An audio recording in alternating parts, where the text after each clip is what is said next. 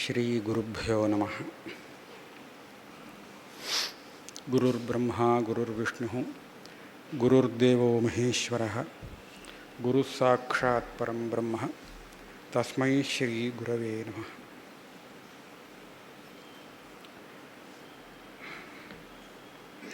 நேற்று முதல் பிரகரணம் அஷ்டாவக்ரர் உபதேசம் பண்ணினார். அந்த உபதேசத்தை கேட்டு ஜனகருக்கு ஏற்பட்ட ஸ்வானுபவத்தை அவர் 2வது அத்தியாயத்தில் சொல்கிறார். அதில் நம்ம 3 ஸ்லோகம் பார்த்தோம். இதுலேருந்து என்ன தெரிகிறதுன்னு கேட்டால், குரு சிஷ்யனுக்கு உபதேசம் பண்ணின அப்புறம் சிஷ்யன் எந்த விதமாக அதை புரிஞ்சுட்டான் அப்படிங்கிறத குருவுக்கு சொல்லி காமிக்கணும்னு 2-3 இடத்துல உபனிஷத்தில் வருது. நச்சிகேதஸுக்கு யமதர்மராஜா அந்த 2வது வரம் கேட்ட உடனே அங்கே உள்ள விஷயங்கள்லாம் சொன்னாராம். கஷ்டமான விஷயம், ஏகப்பட்ட எண்ணிக்கை கணிதங்கள்லாம் இருக்குது. ஆனால் நச்சிகேதா அத்தனையும் அப்படியே ஒன்று விடாமல் சொல்லிட்டான். திருப்பி சொன்னதுக்காக அவனுக்கு விசேஷமாக ஒரு தனி வரம் தரேன் அப்படின்னு சொல்லி கொடுத்தார் அப்படின்னா இங்கே வருது. ஆக குருக்கிட்டேருந்து அவன் எப்படி கிரகிச்சுருக்காங்கிறத குருவுக்கு காண்பிக்கிறதுக்காக கேனோபனிஷத்துலேயும் அதே மாதிரி வருது. ஆக இதெல்லாம் பார்த்தாக்க குருவுக்கு திருப்பி சொல்லணும் அப்படின்னு தெரியுது. அதனால் ஜனக மகாராஜா தனக்கு தான் கிரகிச்சின்ற வித்தியை அனுபவபூர்வகமாக எடுத்து சொல்கிறார். அதில் 4வது ஸ்லோகம் இன்றைக்கி பார்ப்போம். 3 ஸ்லோகம் ஆகிடுத்து.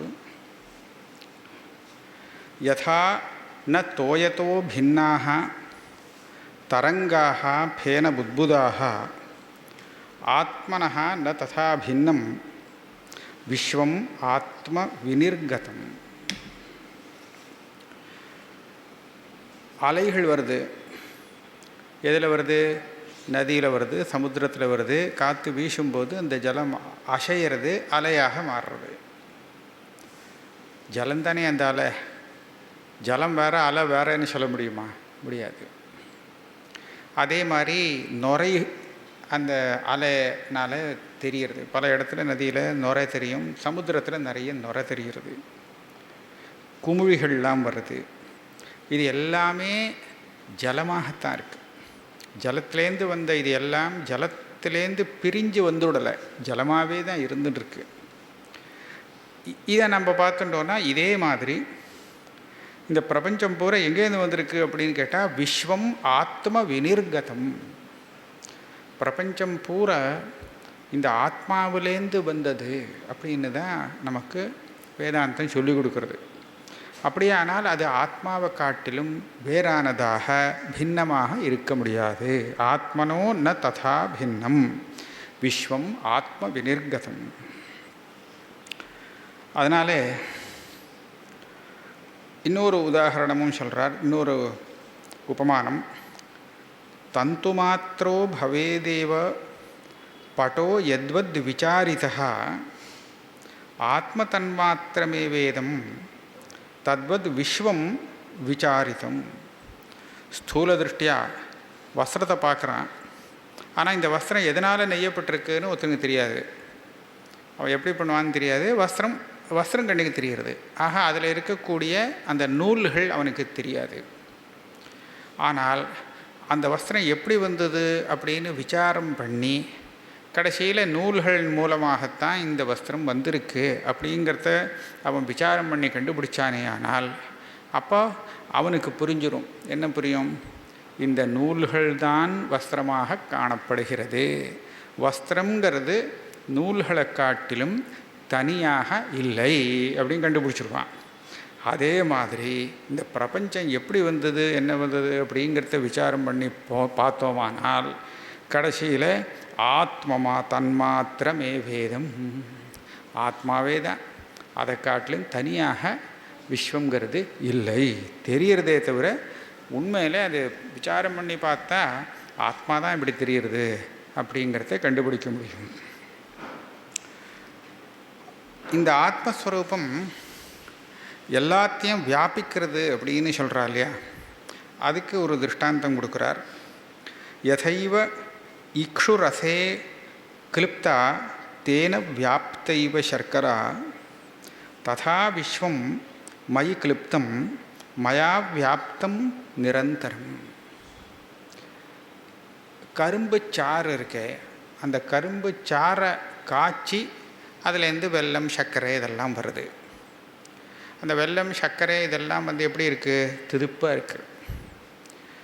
கரும்பு ஷாராக இருக்கும்போது அந்த ஷாரில் இந்த சர்க்கரையானது எந்த பக்கம் இருந்ததுன்னு ஏதாவது சொல்ல முடியுமா? இந்த பக்கம் இருக்குது, இந்த பக்கம் இல்லைன்னு சொல்ல முடியுமா? சொல்ல முடியாது. ததனீவ தர்பிகி அப்படின்னு உபநிஷத்தை சொல்லுவோம். ததனீவ தர்பிகின்னா தயிரில் நெய் இருக்கிற மாதிரி. தயிரை பார்த்தா இது தயிர் தான், நெய் கண்ணுக்கு தெரியாது. ஆனால் அதை கடைஞ்சால் அதுலேருந்து வெண்ணெய் வந்து அதுலேருந்து நெய் வரும். அந்த நெய் இந்த தயிரில் எந்த ஓரத்தில் இருந்ததா, இந்த ஓரத்துலையா அந்த ஓரத்துலையா எங்கே இருந்ததுன்னு சொல்ல முடியுமான்னு கேட்டால் அதெல்லாம் இல்லை, பூரா வியாபிச்சுன்றதுன்னு சொல்லணும். அதைப்போல் இந்த இக்ஷு ரசமானது, கரும்பு சாறானது எங்கே பார்த்தாலும் முழுக்க திதிப்பாக தானே இருக்கு. அதை கண்டுபிடிக்கிறதுக்கு சாந்தோக்கியத்தில் ஒரு உதாரணம் கொடுக்கறது. ஸ்வேதகேதுவை பார்த்து ஒரு உப்பு கட்டியை ஜலத்தில் போடுன்னு சொன்னது. ஜலத்தில் போட்டு போயிட்டான். மறுநாளைக்கு நீ நேற்றுக்கு போட்ட அந்த உப்பு கட்டியை எடு அப்படின்னு சொல்கிறான். இல்லவே இல்லை. இப்போ பார்த்தா அந்த உப்பு கட்டியை காணோம். எங்கடா போச்சு அப்படின்னு பார்த்தான். யாராவது தூக்கின்னு போயிட்டாளா அப்படின்னு. அப்போ வாத்தியார் சொல்கிறார், சரி அது இருக்கட்டும், அந்த ஜலத்தில் கொஞ்சம் எடுத்து வாயில் விட்டு பாருங்க. அப்போது நாலா பக்கத்துலேருந்து எங்கேருந்து எடுத்தாலும் உப்பாக தெரியுது. அப்போ என்னாச்சு, அந்த உப்பானது அந்த ஜலத்தில் எல்லா இடத்துலையும் வியாபிச்சுடுத்து. அது கரைஞ்சி போய் பூர்ணமாக அந்த ஜலத்தை வியாபிச்சுடுத்து அப்படி தானே சொல்லணும். அதனால தான் எங்கெங்கெல்லாம் எடுத்து அவன் வாயில் விட்டானோ எல்லா இடத்துலையும் உப்பு கரிக்கிறது. அந்த மாதிரி இந்த சர்க்கரையானது அந்த கரும்பு சாறில் எல்லா இடத்துலையும் வியாபித்து கொண்டு இருக்குது. ஆனால் கரும்பு சாறாக இருக்கும்போது நம்ம அதை பிரித்து பார்க்க முடியாது. இது கரும்பு சாறு, இது அதனுடைய திதிப்பு சர்க்கரை அப்படின்னு பிரித்து பார்க்க முடியாது. அப்போ அதே மாதிரி என்னிடத்தில் இந்த பிரபஞ்சம் கல்பிக்கப்பட்டு இருப்பதாலே நான் இந்த பிரபஞ்சத்தை பூர்ணமாக வியாபித்து கொண்டு இருக்கிறேன் அப்படின்னு ஜனகர் சொல்கிறார். நிரந்தரமாக இருக்கேன்னா, அதாவது இங்கே கொஞ்சம் அங்கே கொஞ்சம்னு இல்லை, இடவழியே இல்லாமல் மொத்தமாக வியாபிச்சுட்டு இருக்கேன். ஆத்ம அஜானாத் ஜகத் பாதி, ஆத்ம ஜானாத் ந பாசதே, ரஜ்வஜானாத் அஹிர்பாதி, தஜ்ஞானாத் பாசதே நஹி. ஆத்மாவை பற்றி தெரியாததுனாலே இந்த ஜகத்தானது நமக்கு தெரிந்து கொண்டிருக்கிறது.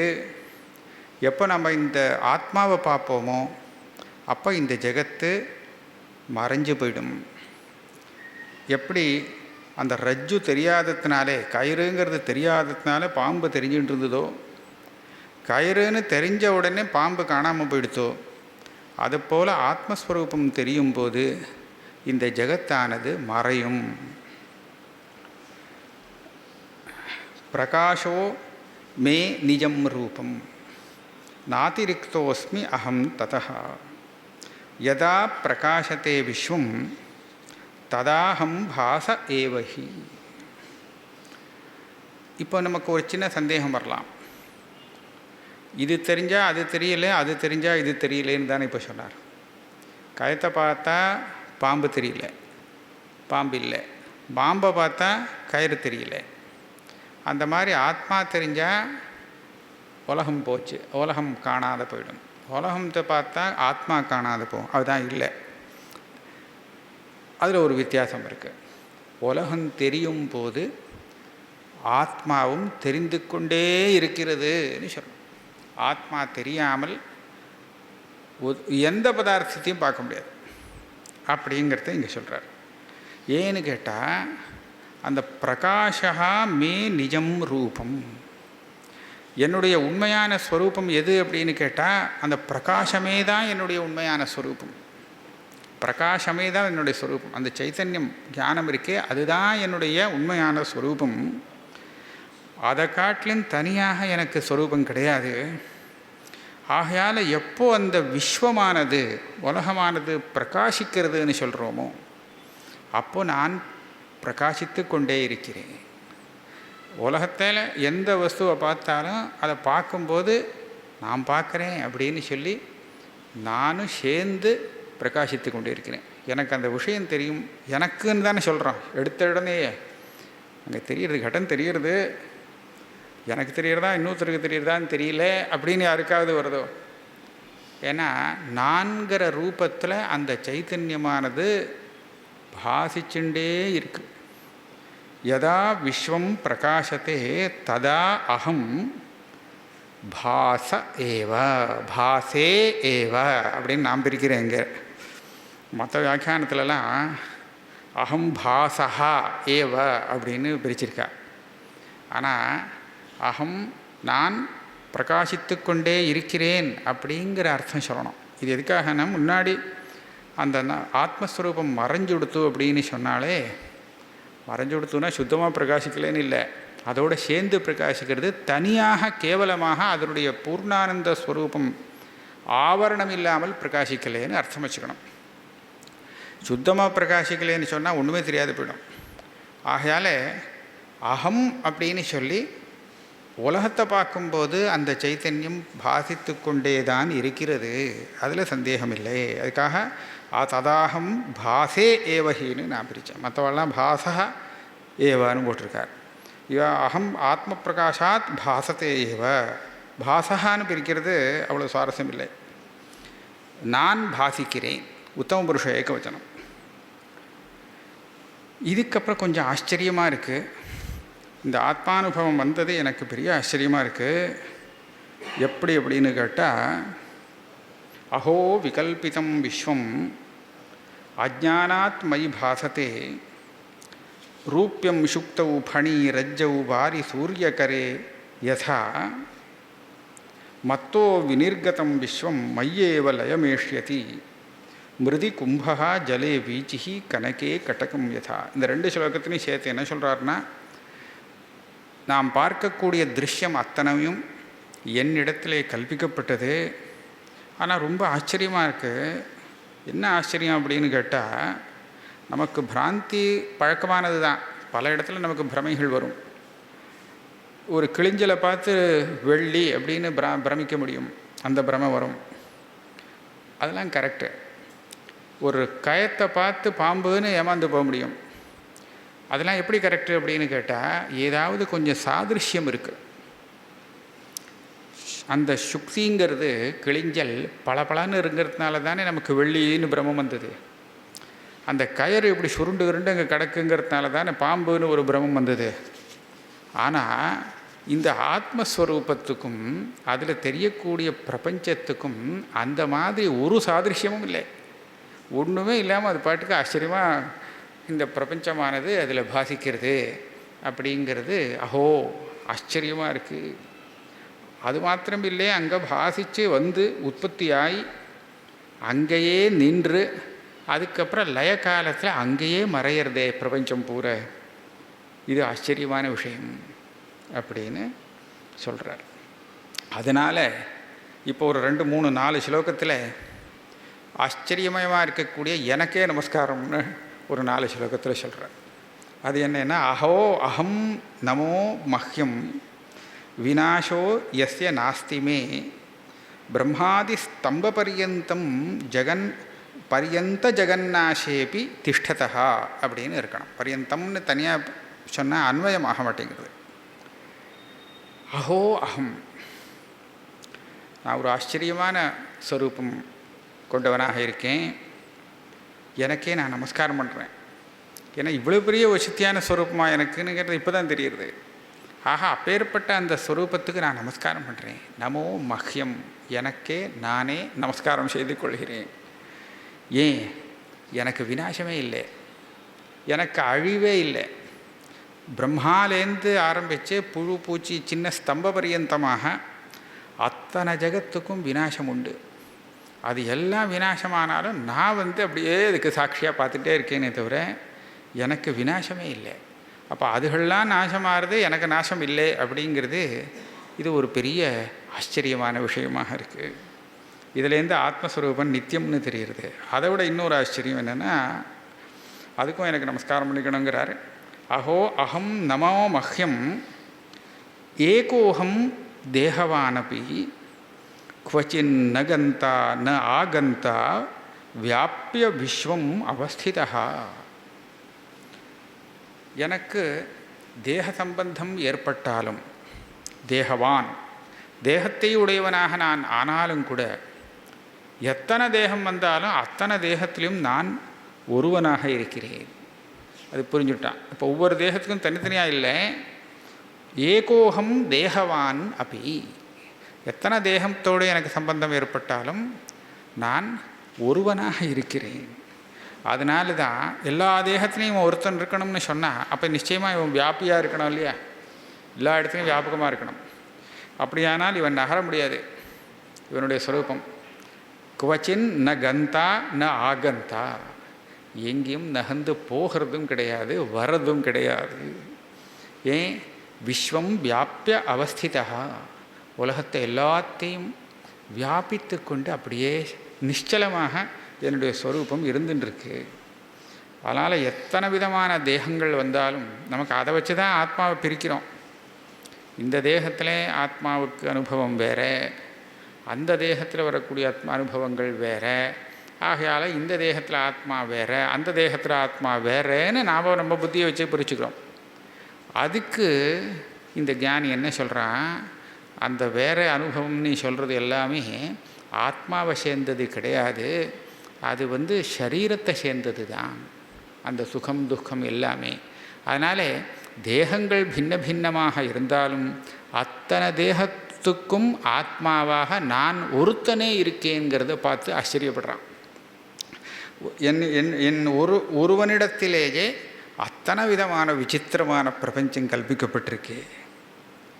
அஹோ அகம் நமோ மஹ்யம் தக்ஷோ நாஸ்தீஹ மத்சமஹ அசம்ஸ்பிருஷ்ய சரீரேண ஏன விஸ்வம் சிரம் திருதம். இது மூணாவது ஆச்சரியம். இது என்ன ஆச்சரியம்னு கேட்டால், நான் எவ்வளோ பெரிய கெட்டிக்காரன், எவ்வளோ பெரிய கெட்டிக்காரன்னா அவ்வளோ பெரிய கெட்டிக்காரனா. எப்படி எதை வச்சு சொல்கிறேன்னா, இந்த சரீரத்தோடு கூட எனக்கு சம்பந்தம் கிடையாது. சரீரமே அசம்ஸ்பிருஷ்ய, தொடவே இல்லை சரீரத்தை. ஆனால் இந்த பிரபஞ்சம் பூரா எல்லாத்துக்கும் நான் ஆதாரமாக இருந்துட்டுருக்கேன், சம்பந்தப்படாமலே ஆதாரமாக இருந்துட்டுருக்கேன். அப்படி இல்லையா? அப்போ நான் என்னாச்சு, இந்த அவ்வளவு பிரபஞ்சமும் என் மேலே ஏறிதுன்னா அத்தனை தோஷமுன்னா என்ன சேரும்?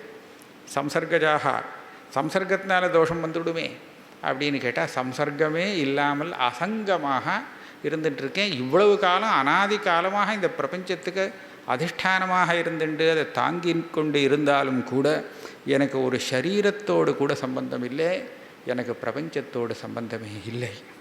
அது ரொம்ப ஆச்சரியமான விஷயம். நாலாவது, அஹோ அகம் நமோ மஹ்யம் யஸ்ய மே நாஸ்தி கிஞ்சன அதவா யஸ்ய மே சர்வம் யத் வாங் மனச கோச்சரம். இன்னொரு ஆச்சரியம் என்னென்னா, என்னோட சம்பந்தப்பட்டது எதுவுமே இல்லை, எனக்குன்னு ஒன்றுமே இல்லைன்னு. யஸ்ய மே நாஸ்தி கிஞ்சன, எனக்கு கிஞ்சன நாஸ்தி, என்னோட சம்பந்தப்பட்ட எதுவுமே இல்லை அப்படின்னு சொன்னாரா. அடுத்தது என்ன சொல்கிறார், யஸ்யமே சர்வம் வாங் மனச கோச்சரம். வாக்காலையும் மனசனாலையும் எதெல்லாம் அறியப்படுகிறதோ அப்படி இருக்கக்கூடிய இந்த உலகம் பூரா ஒன்று விடாமல் ஒன்று பாக்கி இல்லாமல் அத்தனையும் என்னோட சம்மந்தப்பட்டதாக இருக்குது. முன்னாடி சொன்னார் எனக்கு எதுலேயுமே சம்பந்தம் இல்லை. அடுத்தது சொல்கிறார் எல்லாத்துலேயும் எனக்கு சம்பந்தம் இருக்குது. அதவா யஸ்ய மே சர்வம் யத்வாங் மனச கோச்சரம். அதனால் என்னுடைய ஸ்வரூபம் ஆச்சரியமாக இருக்குது. இது எப்படி சரியாக வரும்? எனக்கு சம்பந்தம் இருக்கா இல்லையா? இருந்தால் இல்லைன்னு எப்படி சொல்ல முடியும்? இல்லைன்னு சொல்லிவிட்டு அதுக்கப்புறம் என்னோடு தான் எல்லாமே அப்படின்னு சொன்னால் அதை எப்படி ஒத்துக்க முடியும்? பரஸ்பர விருத்தமாக இருக்கே. இப்படியே தான் கீதையில் சொல்லிவிட்டார். மத்ஸ்தானி சர்வபூதானி நச்சாஹம் தேஷ்வவஸ்திதா அப்படின்னு முதல் வாக்கியம். நச்ச மத்ஸ்தானி பூதானி பஷ்யமே யோகமஈஸ்வரம். நம்ம உலகத்தை தானே பார்க்க முடியா இருக்குது. அப்போ ஈஸ்வரன் ஒன்றும் தெரியறது இல்லையோனோ? ஏன் அப்போ நம்ம பார்க்கணும்னு சொல்கிறத எப்படி நம்ம சொல்லிக் கொடுக்கணும்னு கேட்டால், நீ உலகத்தை பார்த்துட்ருக்கியோனோ, இந்த உலகத்துக்கு ஒரு ஆதாரம் வேணுமே, அது இருக்கணுமே, இல்லைன்னா நிராதாரமாக இது எப்படி நிற்கும்? ஆக அந்த ஆதாரம் எது அப்படின்னு கேட்டால் சுவாமி தான் அந்த ஆதாரம். மத்ஸ்தானி சர்வபூதானி, உலகத்தில் இருக்கக்கூடிய அத்தனை பிராணிகளும் அத்தனை பூதங்களும், பவந்தீதி பூதானின்னு அர்த்தம் வச்சுடலாம். இங்கே உற்பத்தி ஆகக்கூடிய அத்தனை பதார்த்தங்களும் மத்ஸ்தானி. மத்ஸ்தானினா அதுக்கு நான் ஆதாரமாக ஆசிரியமாக இருக்கிறேன். அது ஒன்றும் நிராதாரமாக நிற்கலை, நான் தான் எல்லாத்தையும் தாங்கிட்டு இருக்கேன் அப்படின்னு சொன்னார். சரி, இது எதுக்காக சொன்னார்? எனக்கு தெரியறது உலகம்தான், நீ சொல்கிற அவரை எனக்கு தெரியவே இல்லை, யாருமே பார்க்குறதில்ல அப்படின்னு சொல்கிறவனுக்கு நீ அதை மாத்திரம் பார்க்காத, அதுக்கு ஆதாரம் ஒன்று இருக்கணுமே அப்படின்னு அவனுக்கு போதிச்சார். இப்போ அவன் என்ன பார்க்குறான்? உலகத்தையும் பார்க்குறான். உலகத்தை பார்த்துட்டு அதுக்கு ஆதாரமாக இருக்கிறதும் ஆமாம் இருக்கணும், அவசியம்தான். இது வெறும் நிற்க முடியாது, இதுக்கு ஆதாரம் வேணும், ஆதாரம் இருக்குது அப்படின்னு கண்டுபிடிச்சான்.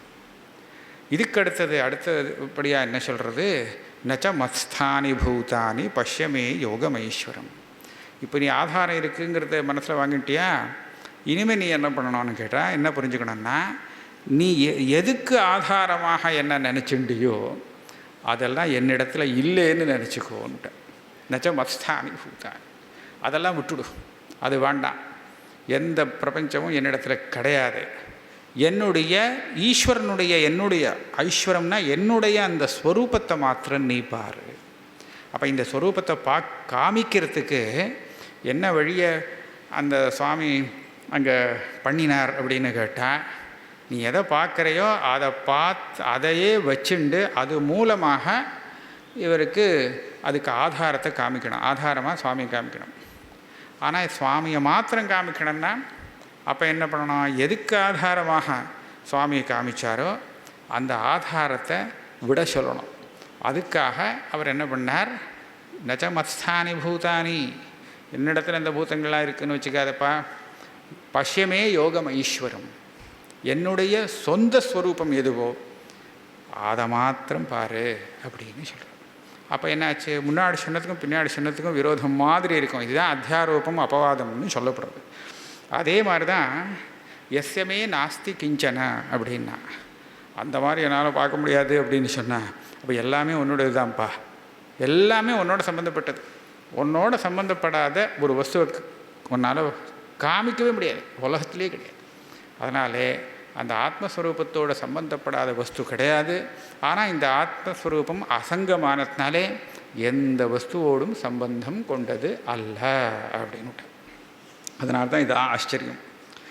ஞானம் ஜேயம் ததா ஜாதா த்ரிதயம் நாஸ்தி வாஸ்தவம் அஜானாத் பாதி யத்ரேதும் சோஹமஸ்மி நிரஞ்சனா. எல்லா இடத்துலையும் இந்த திரிபுட்டி ஒன்று சொல்லுவாள். ஏதாவது ஒரு விஷயம் தெரியுறது அப்படின்னு சொன்னால் யாருக்கு தெரியுறது, என்ன தெரியுறது அப்படிங்கிறதையும் சேர்த்து தான் அந்த தெரியறதுங்கிற ஞானத்தை சொல்லி ஆகணும். அப்போ ஞானம் ஒன்றாச்சு. ஜாதா, யாருக்கு தெரிகிறதோ அவன் ஜாதா, எது தெரிகிறதோ அந்த விஷயம் ஜேயம். ஞானம் ஜேயம் ஜாதா, இந்த மூணு சேர்ந்து தான் நமக்கு எல்லா இடத்துலையும் தெரிஞ்சுக்கிட்டு இருக்கும். இவர் என்ன சொல்கிறார்? ஜனகர் இப்போ உபதேசத்தினால வந்த அனுபவத்தை சொல்லி காமிக்கிறார். த்ரிதயம் நாஸ்தி வாஸ்தவம், இது மூணுமே எனக்கு இல்லைன்னுட்டார். எனக்கு தெரியுறது, என்ன தெரியுறது, என்ன தெரியுறது அப்படின்னு கேட்டால் யார் தெரிஞ்சுக்கிறா அப்படிங்கிறத நான் சொல்லணுமோ இல்லையோ? யார் தெரிஞ்சுக்கிறா, எது தெரியுறது அப்படின்னா இங்கே ஞானம் ஜாதா ஜேயம் அப்படிங்கிற பேதமே இல்லை. இது வாஸ்தவமாக இல்லை, கல்பனையாக சொல்லிக்கலாம். நான் தான் தெரிஞ்சுக்கிறேன். என்ன தெரிஞ்சது உனக்கு? என்னுடைய ஸ்வரூபம் தெரிஞ்சதுன்னா ஞானம் வந்ததுன்னு சொல்கிறோமோ இல்லையோ? இதெல்லாம் சும்மா கல்பனையாக சொல்லாமே தவிர இது எதுவுமே வாஸ்தவம் இல்லை. அஜானாத் பாதி யத்ரேதம் சோஹமஸ்மி நிரஞ்சனா. இந்த ஞானம் ஜாதா கேயம், இது எல்லாமே எது தெரியாததுனால நமக்கு பாசிக்கிறதோ அந்த ஸ்வரூபந்தான் நான் அப்படிங்கிற. ஆக இந்த திரிபுட்டியானது இப்படி பிரிஞ்சு தெரிகிறதே, ஞானம், ஞாத்தா, கேயம் அப்படின்னு பிரிஞ்சு தெரிகிறதோ இல்லையோ, இப்படி தெரியறதுக்கு காரணம் எது தெரியாததோ, எதனுடைய அஜ்ஞானத்தினால இது இப்படி தெரிகிறதோ அந்த ஸ்வரூபந்தான் நான் அப்படிங்கிறது இங்கே சொல்லிக் கொடுக்குறார். துவைத மூலம் அஹோ துக்கம் நானியத் தஸ்யாஸ்தி பேஷஜம் திருஷ்யமேதத் மிருஷா சர்வம் ஏகோகம் சித்ரசா அமலஹா. அஹோ ஆச்சரியம், இது ஒரு ஆச்சரியம்.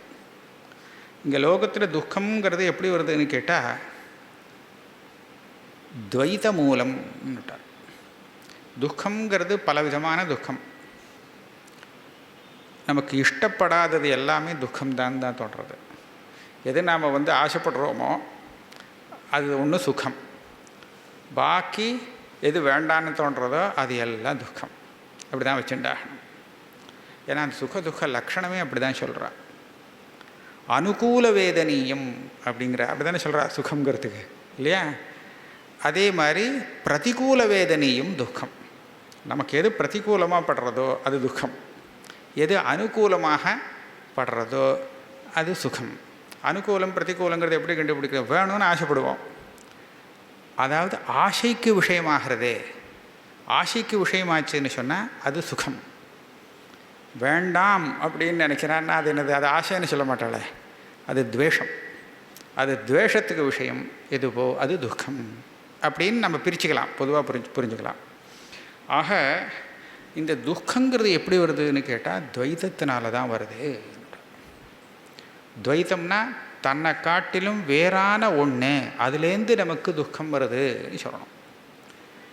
அந்த மாதிரி சுகம் வரல.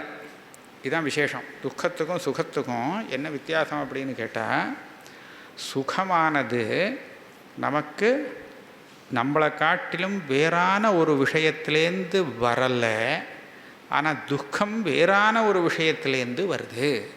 அதனால தான் துவைத மூலம் இதம் துக்கம். துக்கங்கிறது துவைத்தத்தினால வருது.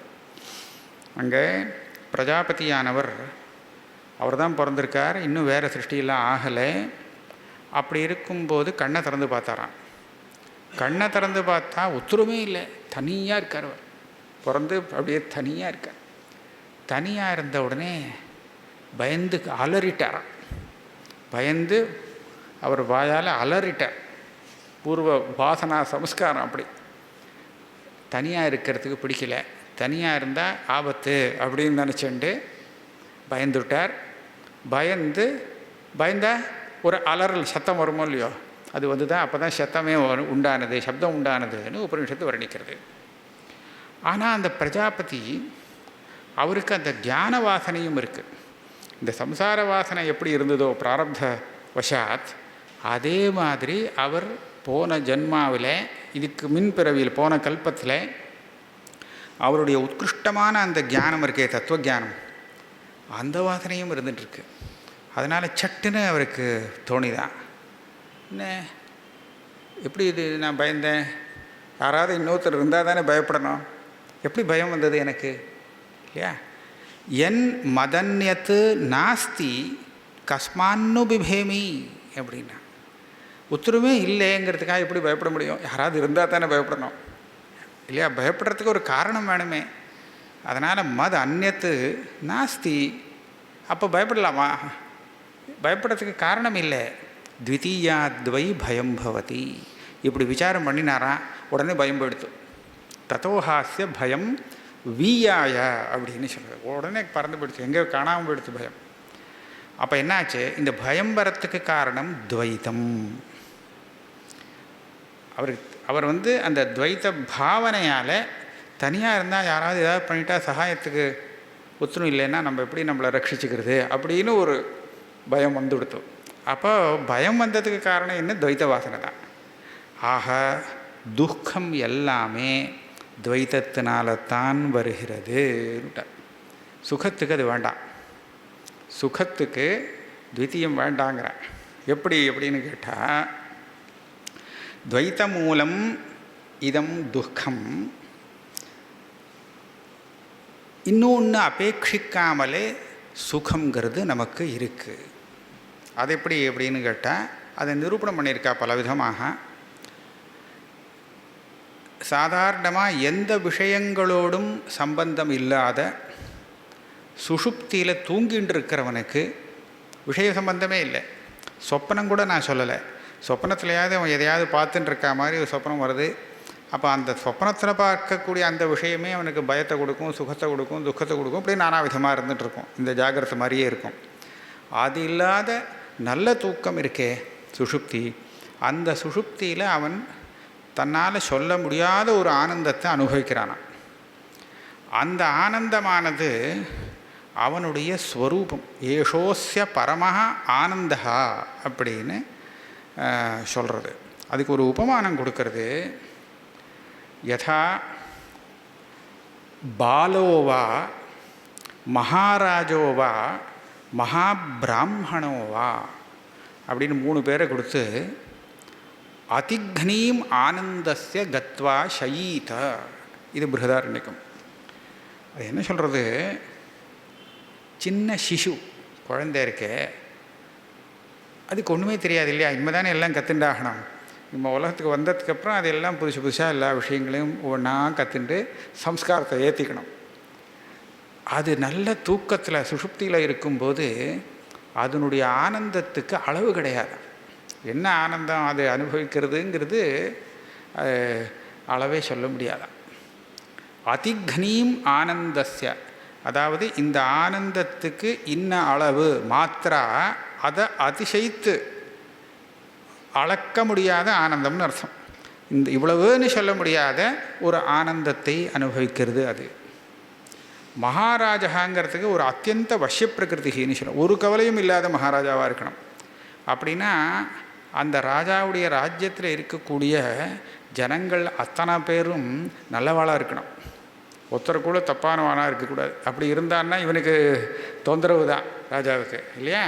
அதனால் அவனுடைய ராஜ்யத்தில் இருக்கிறவ அத்தனை பேரும் நியாயமாக இருக்கக்கூடியவாளாக இருந்துவிட்டான்னா இவன் கவலை இல்லாமல் நன்னா தூங்கலாமா. அதனால் அவன் ஆனந்தமாக தூங்குவான். 3வது மகாபிராமணான்னு சொல்கிறார். மகாபிராமணான்னு சொன்னால் வேதம் படித்து கற்றுண்டு அது மூலமாக தர்மானுஷ்டானம் பண்ணி வேதாந்த விசாரம் பண்ணி நன்னா ஆத்மஸ்வரூபத்தை புரிந்து கொண்டவன் இருக்கானே ஞானி, அவனை தான் எடுத்துக்கணும். அவன் தூங்கும்போது அவனுடைய ஆனந்தத்துக்கு அளவே கிடையாது. ஏன்னா எந்த பாதிப்பும் இல்லை. இதெல்லாம் அளவு கிடையாதுன்னு ஏன் சொல்கிறதுன்னு சொன்னால், இந்த ஆனந்தத்தை குறுக்கி சின்னதாக்கிறதுக்கு ஒரு காரணமும் அவகிட்ட இல்லை. மற்ற வாழ்க்கிட்ட இருக்கிற மாதிரி அவன்கிட்ட ஒன்றும் கிடையாது. அதனால் பாதிப்பு எதுவும் இல்லாததுனாலே இவாளை உதாரணமாக காண்பித்து இந்த மாதிரியாக்கும் தூங்கும்போது அவனுக்கு தெரிஞ்சதுன்னு சொன்னால் அதுதான் அவனுடைய பரம ஆனந்தங்கிற. அவனுடைய பரம ஆனந்தம் அப்படின்னு சொன்னால் இது அவனுக்கு வெளியிலேருந்து வரக்கூடிய ஆனந்தம் இல்லை, அவனாகவே இருக்கக்கூடிய ஆனந்தம். இந்த ஆனந்தம் அவித்யாலே மறைக்கப்பட்டு இருக்கிற காரணத்தினாலே இவனுக்கு ஆனந்தம் வேணும் அப்படின்னு ஆசைப்பட்டு இவன் என்ன பண்ண வேண்டியிருக்குன்னு சொன்னால் அதுக்கு ஏதாவது வெளியிலேருந்து வரத்துக்கு வழி இருக்கா அப்படின்னு பார்த்து வெளியிலேருந்து அதை சம்பாதிக்கும்படியாக ஆகிடுறது. வெளியிலேருந்து சம்பாதிக்கும்படியாக ஆகும்போது அது என்ன ஆகுது, அந்த விஷயம் சம்பந்தம் ஏற்பட்டு அதனால் மனசில் ஒரு விருத்தி ஏற்பட்டு அந்த விருத்தியில் இவனுடைய ஆனந்தம் பிரதிபலிக்கும்படியாக செய்து அதை இவன் பார்க்கும்படியாக அனுபவிக்கும்படியாக இருக்குது. அதாவது நம்மளுடைய முகத்தை நம்ம நேராக பார்க்க முடியாத ஒரு நிலையில் அந்த கண்ணாடியில் பார்க்குறோம் இல்லையா, கண்ணாடியில் பார்த்து இதுதான் நம்ம முகம் சரியாக இருக்குது அப்படின்னு கண்டுபிடிக்கிறோமோ இல்லையோ, அந்த மாதிரி பாஹ்ய விஷயங்கள்னால் ஏற்படக்கூடிய அந்த விருத்தியில் தன்னுடைய ஆனந்த ஸ்வரூபத்தினுடைய பிரதிபிம்பத்தை பார்த்து ஆஹா நல்லா இருக்கே அப்படின்னு அனுபவிக்கும்படியாக ஆறுது. ஆனால் இங்கே என்ன ஆறுது, இது எப்போ பாஹ்ய விஷயத்தோடு சம்பந்தப்பட்ட விருத்தியில் பிரதிபலிக்குமோ அப்போ தான் இவனுக்கு தெரியும், இல்லைன்னா மறைஞ்சிரும். கண்ணாடி இருக்கிற வரையும் தான் முகம் தெரியும். கண்ணாடியில் பார்த்தாச்சே, இனிமேல் கண்ணாடி போனாலும் நமக்கு முகம் தெரிஞ்சுட்டே இருக்குமா? இருக்காது. கண்ணாடி எடுத்துட்டான்னா அதுக்கப்புறம் தெரியாது. அப்போ அதே மாதிரி இங்கே என்ன ஆகுது, அந்த பாக்கியமான இவனுக்கு பிடித்த விஷயங்கள் இருக்கே, அந்த விஷயங்களோட சம்பர்க்கம் விட்டு போச்சுன்னு சொன்னால் டக்குன்னு சுகம் நின்று போய்டுறது, இவன் அனுபவிக்கிற சுகம் நின்று போடுறது. ஆக திருப்பி அதே ஆவரணத்துக்கு வந்துவிடுறது. அந்த விற்த்தியானது இவனுடைய ஆவர்த்தமாக இருக்கக்கூடிய அந்த ஆனந்த ஸ்வரூபத்தை கொஞ்ச நேரத்துக்காக அந்த பிரதிபலனம் மூலமாக பங்கம் பண்ணி வைக்கிறது. அது போன உடனே மறுபடியும் இருட்டில் போய்டுறது. அதனால தான் இவன் ஏமாந்து போகிறான். ஆக இந்த ஆனந்தமானது இவனுடைய ஸ்வரூபானந்தத்தை இவன் விற்த்தியில் பார்த்து தெரிஞ்சுக்கக்கூடிய ஆனந்தம். இதுக்கு ஸ்ருதி என்ன பேர் கொடுத்துருக்கு தெரியுமா? இந்த ஆனந்தங்கள்லாம்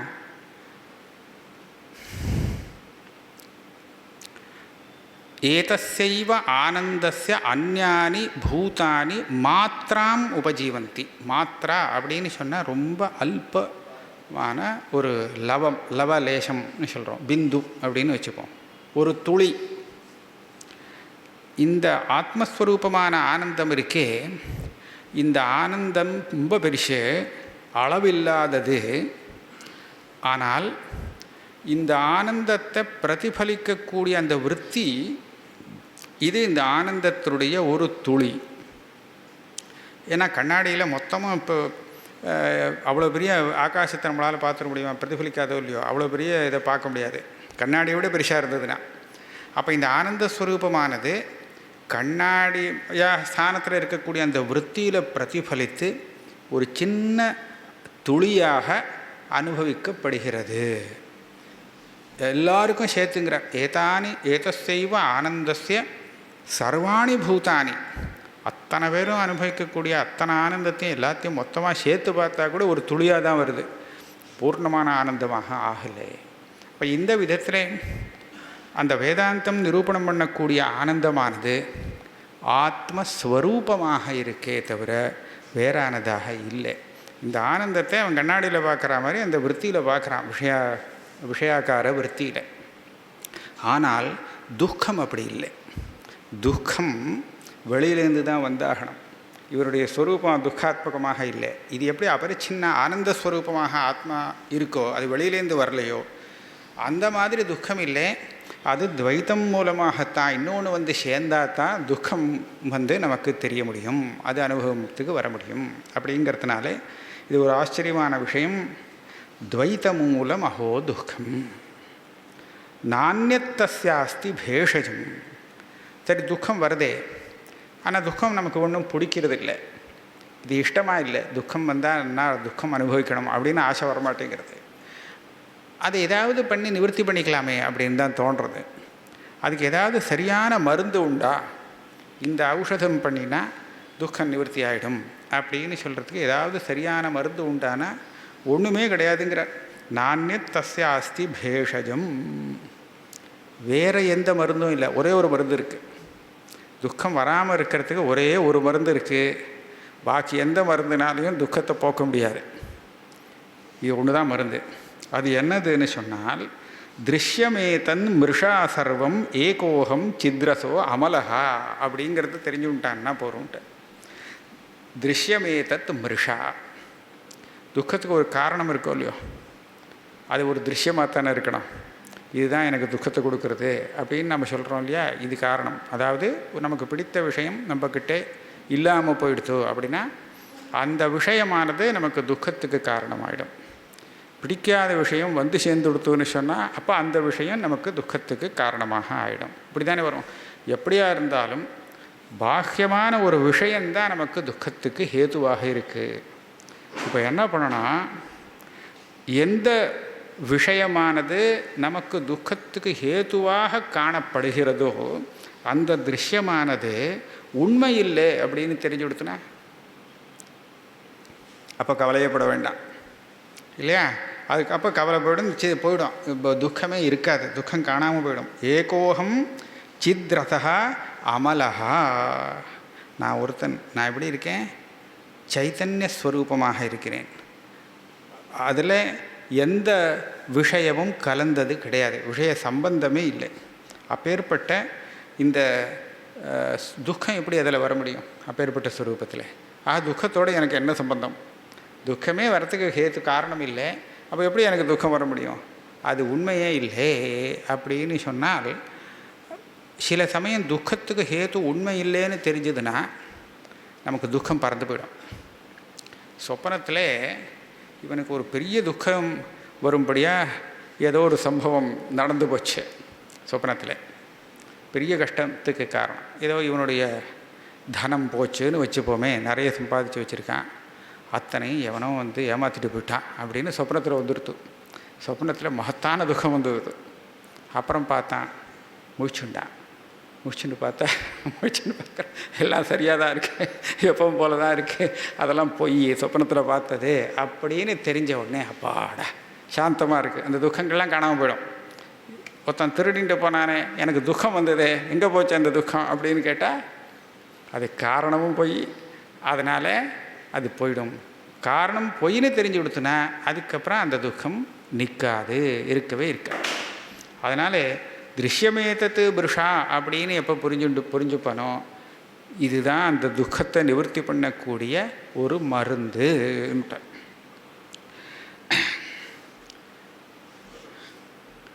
போதமாத்ரோகம் அஜ்ஞானாத் உபாதி கல்பிதோ மயா ஏவம் விமர்சதா நித்தியம் நிர்விகல்பே ஸ்திதிர்மமா. என்னுடைய ஸ்வரூபம் சிதேகஸ்வரூபம், சின்மாத்திர ஸ்வரூபந்தான் என்னுடைய ஸ்வரூபம், அதுதான் என்னுடைய உண்மையான ஸ்வரூபம். ஆனால் அஜ்ஞானம் எனக்கு ஒரு உபாதியாக இருந்து அது மூலமாக பல திருஷ்யங்களை என்னோட சேர்த்து விட்டுருக்கு. உபாதி கல்பித்தோ மயா.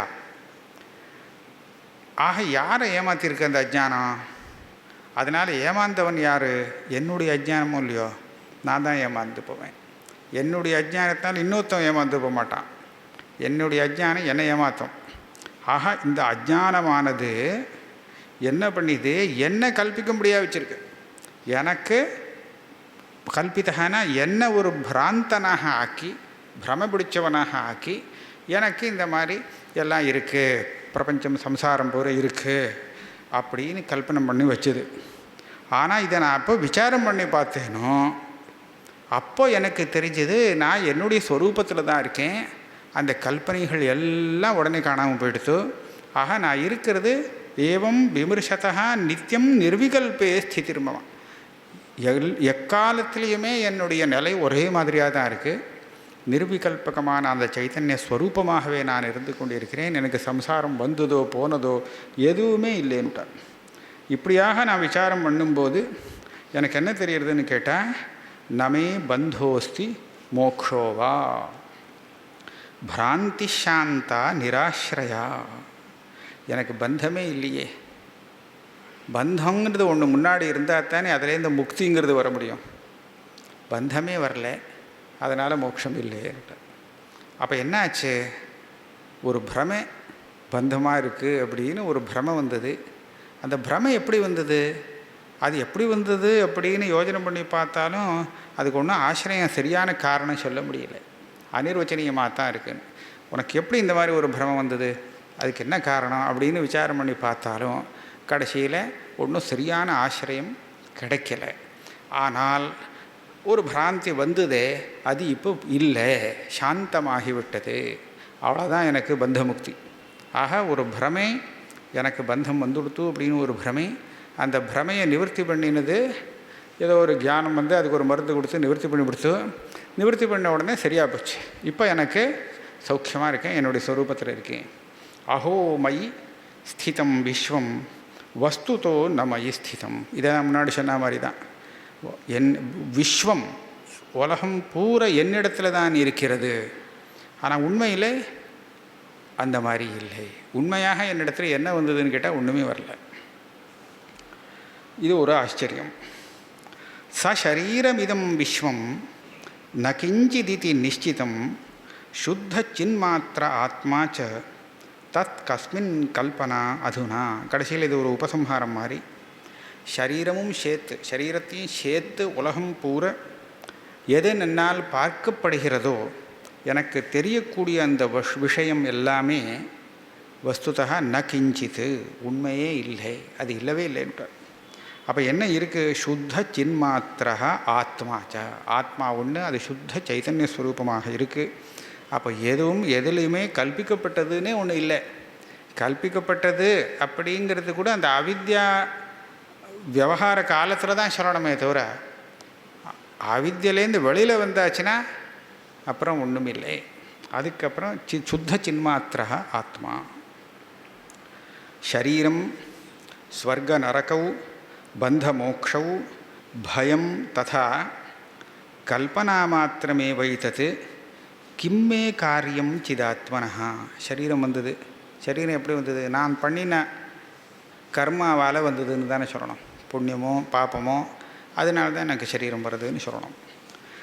அந்த புண்ணிய பாபத்துக்கு பலன்தான் ஸ்வர்க்கம் நரகம். ஆனால் அந்த புண்ணிய பாபத்திலேருந்து இந்த சரீரம் வரத்தினால தான் எனக்கு பந்தம், அதுக்கப்புறம் மோட்சம், அப்புறம் பயம். சம்சாரத்தில் பயம் இருக்குது. முக்தி அடைஞ்சால் தேவையில்லையே. சில பேருக்கு முக்தியில் பயம் இருக்குது, அதுவும் வந்து சொல்லுவாள். பந்தத்துக்கு சில பேர் பயப்படுவா, சில பேர் மோட்சத்துக்கு பயப்படுவா. பந்தம் தேவையில்லை அதை விட அப்படின்னு. ஆக பயம் இருக்குது. இது எல்லாமே கல்பனா மாத்திரம். அப்போ நான் என்ன பண்ணணும்? ஏதாவது பண்ணணுமா அப்படின்னு கேட்டால் பண்ணுறதுக்கு ஒன்றுமே இல்லைன்ட்டார். கிம்மே காரியம் சிதாத்மனஹா. என்னுடைய ஸ்வரூபத்தில் நான் எதுவும் பண்ணுறதுக்கு இல்லை.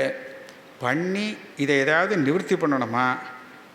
சொர்க்கம் வராமல் இருக்கிறதுக்கு ஏதாவது வழி பண்ணணுமா? நரக்கம் வராமல் இருக்கிறதுக்கு ஏதாவது பண்ணணுமா அப்படின்னு கேட்டால் ஒன்றுமே பண்ண வேண்டாம். அப்படிங்கிறது எந்த நிலை? உபதேசத்தினால ஞானம் வந்த பிறகு. உபதேசத்தினால ஞானம் வந்து கொடுத்தனா அதுக்கப்புறம் தஸ்ய காரியம் நவித்தியதே. இவன் செய்ய வேண்டியது அப்படின்னு ஒன்றும் இருக்காது. ஆனால் ஞானம் வரத்துக்கு முன்னாடி அவசியம் பண்ணியே ஆகணும்.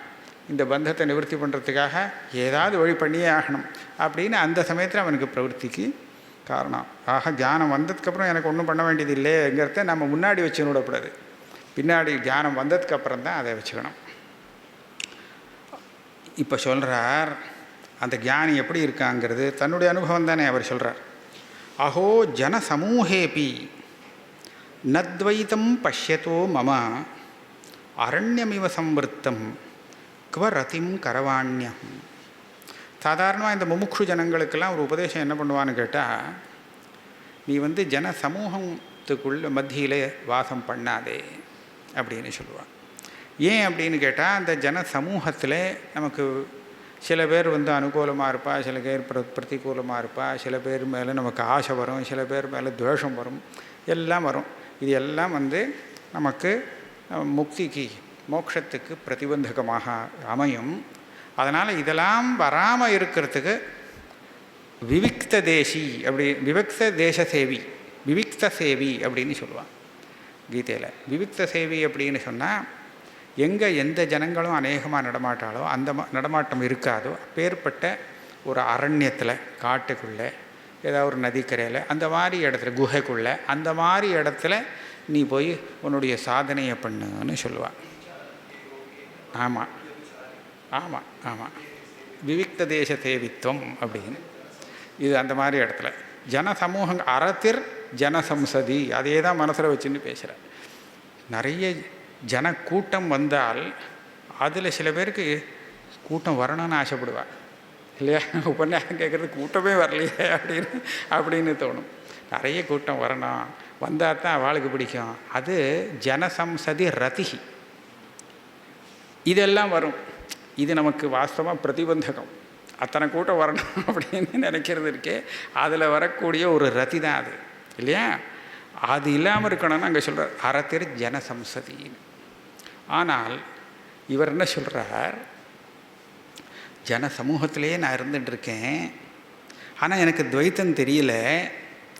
துவைத்தம் தெரியாத காரணத்தினாலே நான் எங்கேயோ அந்த விவிக்த தேசம் அரண்யத்தில் இருக்கா மாதிரியே தனியாக இருக்கா மாதிரி இருக்குது.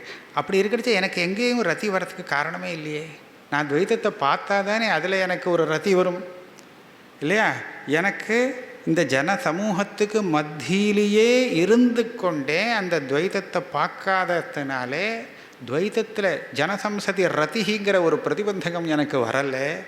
ஆக நான் ஒரு அரண்யத்தில் இருக்கா மாதிரி இங்கே இருந்துட்டுருக்கேன் அப்படின்னு சொல்கிறேன். அரண்யம் இவ சம்வருத்தம் குவ ரதிம் கரவாண்யம். துவைத்தம் த்விதீயம்னே ஒன்று எனக்கு தெரியல.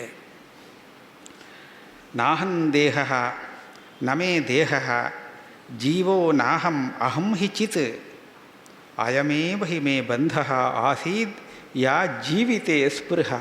நான் தேகம் இல்லை, என்னுடைய தேகம்னு சொல்கிறதுக்கு இல்லை, அது என்னுடையது எப்படியாச்சு, அது ஆகலை. ஜீவன்னா இல்லையா நீ அப்படின்னு கேட்டால் அது ஜீவனும் இல்லைனா, நான் வெறும் சித்ஸ்வரூபம். ஜீவன்கிற பேர்லாம் வந்தது அந்த சம்சாரத்தோடு சம்பந்தப்படுத்தும் போது அவனுக்கு அந்த வந்த பேர்.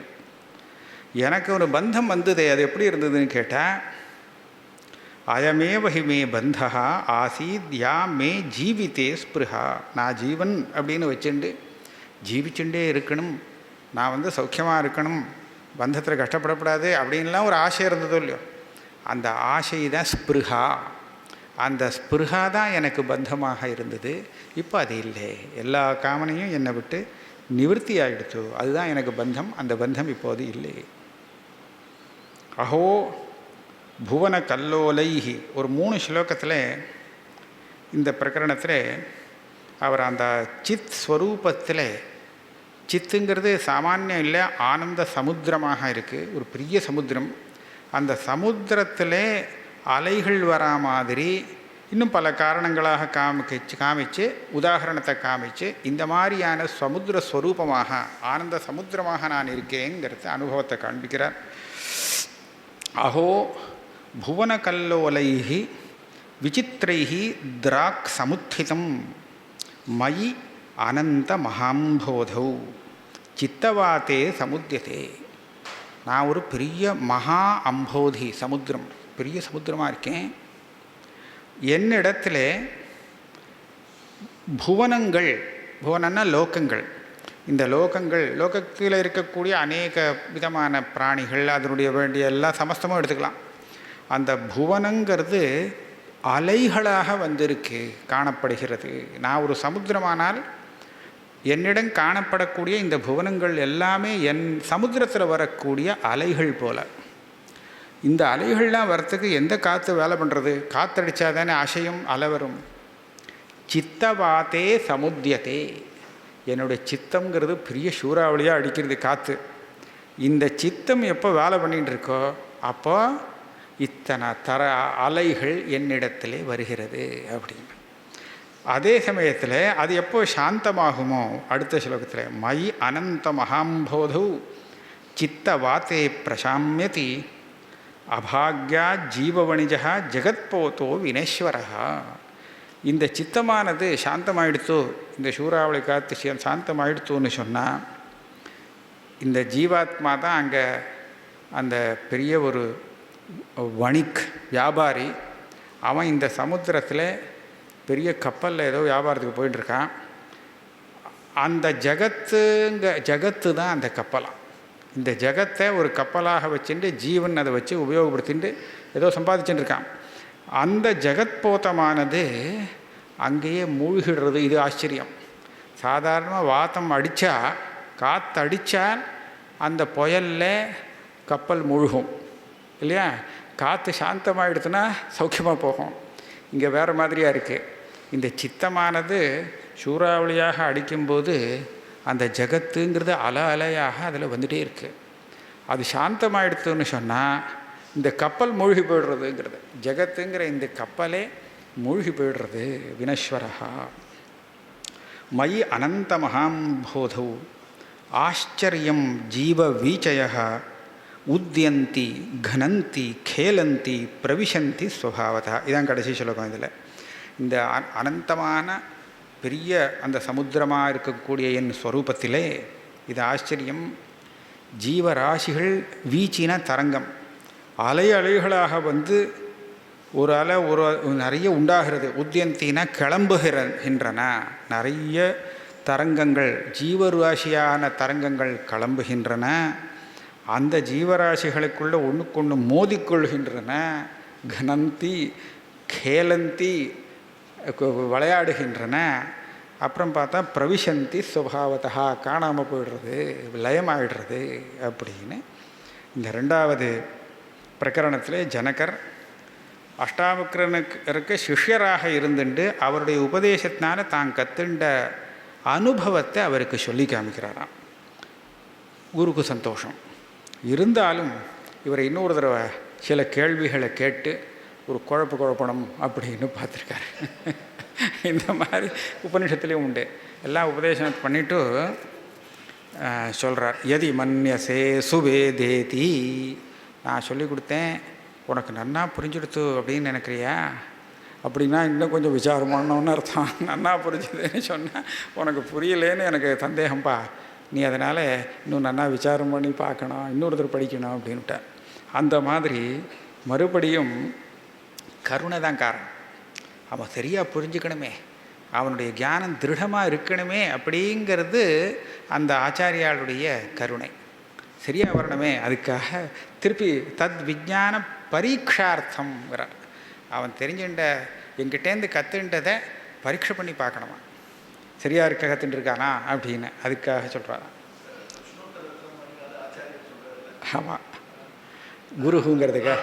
ஆமாம், என்ன சிஷ்யஹிதாய உத்யதஸ்ததம் கோ குரு அதிகத தத்துவ சிஷ்யஹிதாய உத்யதஸ்ததம் அப்படின்னு சொல்கிறார். இங்கே சொல்கிறார், என்னப்பா இன்னும் ஆத்மா அப்படி அனுபவிக்கிறேன் அப்படின்னு சொல்கிறியே, ஆனால் உன்னுடைய நடவடிக்கைகள்லாம் அதுக்கு விபரீதமாக தெரியறது, அது எப்படி சரியாக வரும்? ஆத்ம ஞானி இப்படிலாம் பண்ண முடியுமா எங்கேயாவது அப்படின்னு எடுத்து சில கேள்விகளை கேட்குறேன். இப்படி இருக்கப்படாதே அப்படின்னு, உனக்கு அப்படியும் வாஸ்தவமாக இருக்கா அப்படிங்கிறதுக்கு அவர்கிட்டேன்னு என்ன பதில் வருதுன்னு சொல்லணும். அவிநாசினம் ஆத்மானம் ஏகம் விஜ்ஞாய தத்துவதா தவ ஆத்மஜ்ஞஸ்ய தீரஸ்ய கதம் அர்த்தார்ஜனே ரதிஹி. நீ அந்த ஆத்ம தத்துவத்தை தெரிஞ்சுன்னுட்டே இல்லையா? அது தெரிஞ்சுட்டாச்சுன்னா நீ தானே ஞானி. ஞானியாக இருக்கக்கூடிய உனக்கு அர்த்தார்ஜனே பணம் சம்பாதிக்கிறதுலே ஒரு பிரவೃತ್ತಿ ஆசை எதற்காக வந்தது? ராஜாவாக இருக்கார் இவர். ராஜாவாக இருக்காருன்னா பிரஜைகளை காப்பாற்றுறதுக்கு அதுக்கு உண்டான விவசாயெல்லாம் அவர் பொறுப்பில் இருக்குது. அதனால் சம்பாதிக்கிறது அதை கொடுக்கறது ரெண்டுமே இவருடைய வேலை. அதை ரெண்டுமே பண்ண வேண்டியதாக இருக்குது. நீ தான் ஞானி, உனக்கு தான் ஆத்மானுபவம் வந்துடுத்துன்னு சொன்னியே. அப்படியானால் உனக்கு எப்படி அந்த பணம் சம்பாதிக்கிறதுல ஒரு பிரவೃತ್ತಿ வர முடியும்? அதில் ஏன் உனக்கு ஆசை வந்தது? அது எப்படி வர முடியும்? ஆத்ம அஜ்ஞானாத் அஹோ பிரீத்தி விஷய பிரமகோச்சரே சுக்தேரஜானத்தோ லோபா யதா ரஜத விப்ரமே. ஆத்மா தெரியாத பரியந்தம் அந்த அஜானத்தினாலே உனக்கு பிராந்தியால் தெரியக்கூடிய விஷயத்திலே ஒரு பிரீத்தி ஆசை இதெல்லாம் வந்ததுன்னு சொன்னால் அது நியாயம். சுக்தின்னு தெரியல, அது ரஜதம்னு தெரிஞ்சுட்டு இருக்கு, அதனால் ஆசைப்பட்டான். இது நமக்கு இருந்தால் தேவையில்லையே, அது வேணும் அப்படின்னு ஆசைப்படுறது. சுக்தின்னு தெரிஞ்சுட்டதுக்கப்புறம் அதையே ஆசைப்பட்டு இருக்க முடியுமா? ஆக இது எல்லாமே பிராந்தின்னு தெரிஞ்சு போனதுக்கப்புறம் நீ எப்படி அந்த ராஜ்யத்தில் ராஜாவாக உட்கார்ந்துட்டு இருக்க, இந்த காரியங்கள்லாம் மறுபடியும் பண்ணுறியே அப்படின்னு கேட்குற. விஸ்வம் ஸ்புரதி யத்ரேதம் தரங்காக இவ சாகரே சோகமஸ்மீதி விஜ்ஞாய கிம் தீன இவ தாவசி. நீயே சொல்கிற,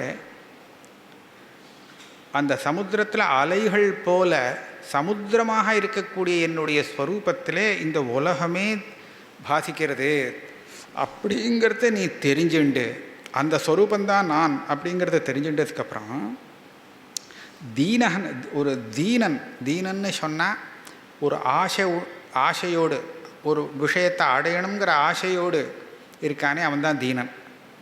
ஏன்னா அவன் அதுக்காக பிரயத்தனம் பண்ணுவான் இல்லையா? அவன் எப்படி ஆசையோடு ஓடுவனோ அதைப்போல் நீ எல்லா காரியத்திலையும் ஓடி ஓடி எல்லாம் பண்ணுறியே. எதுக்காக நீ ஓடுற? தீனைவ கிம் ததாவசி, எதுக்காக நீ ஓடுறேன்டா? ஸ்ருத்வாபி சுத்த சைத்தன்யம் ஆத்மானம் அதி சுந்தரம் உபஸ்தே அத்தியந்த சம்சக்தா மாலின்யம் அதிகச்சதி இருக்கலாம்னு நினைக்கிறேன். சுத்த சைத்தன்யமான ஆத்மஸ்வரூபத்தை, அழகான அந்த ஆத்மஸ்வரூபத்தை கேட்டு தெரிந்து கொண்ட பிறகு கூட இந்த அழுக்க போய் நீ அதில் ஆசையோடு நீ ஏற்றுக்கிறையே, அது எப்படி உனக்கு சரியாகும்? இந்த சம்சாரத்தை நீ ஏற்றுக்கிறியே. சர்வபூதேஷு சாத்மானம் சர்வபூதானி சாத்மனி முனேர் ஜானதா ஆச்சரியம் மமத்துவம் அனுவர்த்ததே. எனக்கே ஆச்சரியமாக இருக்குப்பா, உனக்கு சர்வபூதங்கள்லையும் ஆத்மா இருக்குங்கிறது தெரியும். எந்த ஆத்மாவில் சர்வபூதங்களும் இருக்கோ, சர்வபூதங்கள்லையும் ஒரே ஆத்மாவாக எது இருக்கோ அந்த ஆத்மஸ்வரூபத்தை தெரிந்து கொண்ட உனக்கு இந்த மமத்துவங்கிறது ஒன்று கூட இன்னும் கூட வந்துட்டுருக்கே. அந்த ஞானம் வந்ததுக்கப்புறம் கூட இது என்னுடைய ராஜ்யம், இது என்னுடைய பிரஜை, இது என்னுடைய கடமை, இந்த பிரஜைகளுக்காக நான் செய்ய வேண்டிய கடமை, அதுக்காக நான் எல்லாம் பண்ணுறேன் அப்படின்னு பண்ணுறையோனோ. உனக்கு எப்படி இந்த மமத்துவங்கிறது ஞானம் வந்ததுக்கப்புறம் கூட வந்துகிட்டே இருக்குது? இது ஆச்சரியமாக இருக்கே. ஆஸ்தித பரமாத்வைத்தம் மோக்ஷார்த்தேபி வியவஸ்திதா ஆச்சரியம் காமவசகா விகலகா கேலி சிக்ஷையா. நீ பரமாத்வைத்தத்தை அடைஞ்சுட்டே, முக்தி அடைஞ்சா மாதிரியே மோக்ஷார்த்தேபி வியவஸ்திதா. மோக்ஷரூபமான அந்த ஆனந்தஸ்வரூபங்கிறது ஆத்மா தானே, அந்த ஆத்மஸ்வரூபத்தில் தான் நீ இருக்கே. அப்படி இருந்துண்டு நீ எப்படி ஒரு காமத்துக்கு வசமாக முடியும்? இது ஆச்சரியமாக இருக்கே. நீ அந்த காமத்தோடு அந்த காரியங்கள்லாம் செய்யறியே, அதனால் செய்யக்கூடிய காரியங்கள் கேளிகள், அந்த கேளிக்கைகள்லாம் நீ பண்ணுறியே, அதை எப்படி பண்ணுற? இதுவும் ஆச்சரியமாக இருக்கே. இஹாமுத்திர விரக்தஸ்ய இல்லை உத்பூதம் ஞான துர்மித்திரம் அவதாரிய அதி துர்பலக ஆச்சரியம் காமம் ஆகாங்ஷேத் காலம் அந்தம் அனுஸ்ரிதா. காலம் அந்தம் அனுஸ்ரிதா. அதாவது ஞானத்துக்கு நேர் விரோதி ஆசை, காமங்கிறது. அது இருந்தால் ஞானம் வராது. ஞானத்துக்கு துர்மித்திரம்னு சொன்னேன், விரோதிங்கிற அர்த்தத்தில் துர்மித்திரம்னு. அந்த துர்மித்திரங்கிறது உனக்கு தெரியும். அப்படி தெரிஞ்சாலும் அந்த ஞானம் வந்த பிறகும் கூட நீ அந்த காமத்தை அபேட்சிக்கிறாய், ஆசைப்படுகிறாய் அப்படின்னு சொன்னால் இது எனக்கு ஆச்சரியமாக இருக்கே. இது எப்படி முடியும்? இஹாமுத்திர விரக்தஸ்ய நித்யானித்ய விவேகினः ஆச்சரியம் மோக்ஷகாமஸ்ய மோக்ஷாதேவ விபீஷிகா. நீ இஹாமுத்திர வைராக்கியம் கொண்டவன், நித்யானித்திய விவேகம் கொண்டவன், மோட்சம் வேணும்னு ஆசைப்படுறவன். ஆனால் நீ செய்யக்கூடிய அந்த காரியங்களை பார்த்தால் மோட்சத்துக்கே நீ பயப்படுற மாதிரி இருக்கே, மோட்சம் வேண்டாம்னு நினைக்கிற மாதிரி தெரியுறதே இல்லையா? உனக்கு மோட்சம் கொடுக்குறேன் வா அப்படின்னு சொன்னால், இல்லை எனக்கு இப்போ வேண்டாம் அப்புறமா வாங்கிக்கிறேன் அப்படின்னு சொல்கிற மாதிரி தான் இருக்குது. மோக்ஷாதேவ விபீஷிகா. இது எல்லாம் உன்னுடைய அஷ்டாவக்கரர் சொல்கிறார். உன்னுடைய நடவடிக்கைகளை பார்க்கும்போது நான் சொல்லி கொடுத்த ஞானம் உனக்கு உள்ள ஏறி இருக்கா அப்படிங்கிறது எனக்கு சந்தேகம் வருது. ஏன்னா உன்னுடைய நடவடிக்கைகள்லாம் இப்படிலாம் இருக்குங்கிறதுனால. தீரஸ்து போஜ்யமானோப்பி பீட்யமானோப்பி சர்வதா ஆத்மானம் கேவலம் பஷ்யன் நதுஷ்யதி நகுப்பியதி. இதெல்லாம் உன்னுடைய நடவடிக்கைன்னு சொல்லிட்டு பொதுவாக ஞானம் வந்தால் எப்படி இருப்பாங்கிறதையும் அதையும் சொல்லி கொடுக்குறார். தீரஹானா ஞானின்னு அர்த்தம். ஞானி போஜ்யமானோப்பி பீட்யமானோப்பி. அந்த ஞானிக்கு யாராவது ரொம்ப மரியாதை கொடுத்து பூஜை பண்ணி அவனுக்கு சாப்பாடெல்லாம் போட்டு அப்படி சன்மானம் பண்ணினாலும், பீட்யமானோப்பி அவனுக்கு பலவிதமான உபதிரவங்களெல்லாம் கொடுத்து கஷ்டப்படுத்தினாலும், சர்வதா ஆத்மானம் கேவலம் பஷ்யன், தன்னுடைய ஆத்மஸ்வரூபத்தை தானே அவன் பார்த்துட்டு இருக்கான் இல்லையா? அப்படி பார்த்துட்டு இருக்கும்போது அதனாலே ந துஷ்யதி ந குப்பியதி. அவன் சந்தோஷமும் படமாட்டான், கோபமும் படமாட்டான். அவன் இந்த தொந்தரவு படுத்துகிறானேங்கிறதுக்காக கோபப்பட மாட்டான். இவன் எனக்கு ரொம்ப அனுகூலமாக இருந்துன்னு எல்லாம் மரியாதை கொடுக்குறானேங்கிறதுக்காக சந்தோஷப்படவும் மாட்டான். அதனால் அப்படி தானே இருக்கணும். அவன் இன்னும் இந்த ஆச்சரியமான ஸ்லோகமாக இருக்குது. ஞானியுடைய சரீரம் வேலை செஞ்சுட்டு இருக்கோம்.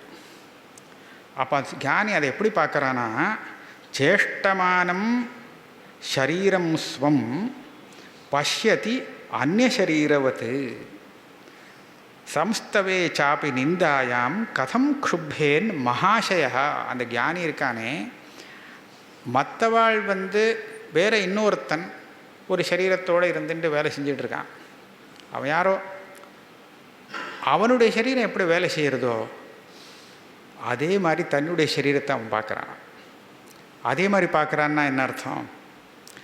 அந்த இன்னொருத்தன் யாரோ ஒருத்தன் வந்திருக்கானே, அந்த சரீரத்துக்கு ஏதாவது ஒரு சன்மானம் வந்தது அல்லது அபமானம் வந்தது அப்படின்னு சொன்னால் இவன் அதுக்காக ஒன்றும் வருத்தப்பட வேண்டியதில்லை. அது யாரோ நமக்கு என்ன அப்படின்னு இருந்துருவான் இல்லையா?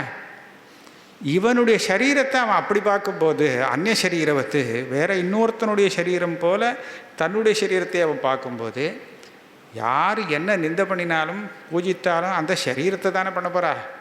அஜ்ஞானிகள் யாரை நிந்திக்க போகிறா? சரீரத்தை தான் நிந்திக்க போகிறா. ஒரு இடத்துல என்ன சொல்கிறது, பாஷ்யத்திலே இந்த வருது, அதாவது அவள் நம்ம மேலே தோஷம் சொன்னாளா, தோஷம் சொன்னால் சரியாகத்தானே இருக்குது, அதுக்கு எதுக்காக கோபப்படணும் அப்படின்னு. உண்மையை சொல்லிவிட்டாக்க எதுக்காக கோபப்படணும், சொன்னது கரெக்டாக இருக்கே அப்படின்னு சொல்லி கோபப்பட மாட்டான் நான் ஞானி இல்லையா? ஒரு விசேஷமாக அவனை பூஜித்தான் அப்படின்னு சொன்னால் அதுக்காக சந்தோஷப்படுறதுக்கு இவருக்கு ஒன்றும் இல்லை. இது சரீரத்தை பற்றி தானே அவன் சொல்லியிருக்கான். ஏதாவது நிந்த பண்ணினா அவன் கோபம் வரும். என்ன நிந்த பண்ணால் தானே எனக்கு கோபம் வரணும். சரீரத்தில் அவன் சொல்கிறது கரெக்டாக தானே இருக்குது, அதில் நான் இதுக்காக கோபிச்சுக்கணும் அப்படின்னு விடுவான்.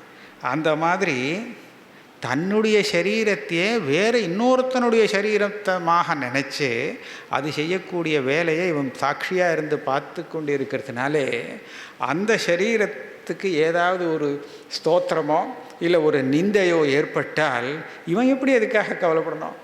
ஏதோ யாரோ பண்ணிகிட்டு இருக்கா, யாரோ அதுதான், யாரோ யாரையோ நிந்திக்கிறா, யாரோ யாரையோ ஸ்தோத்திரம் பண்ணுறா, அதுக்கும் எனக்கும் சம்மந்தம் இல்லைன்னு விடுவான்.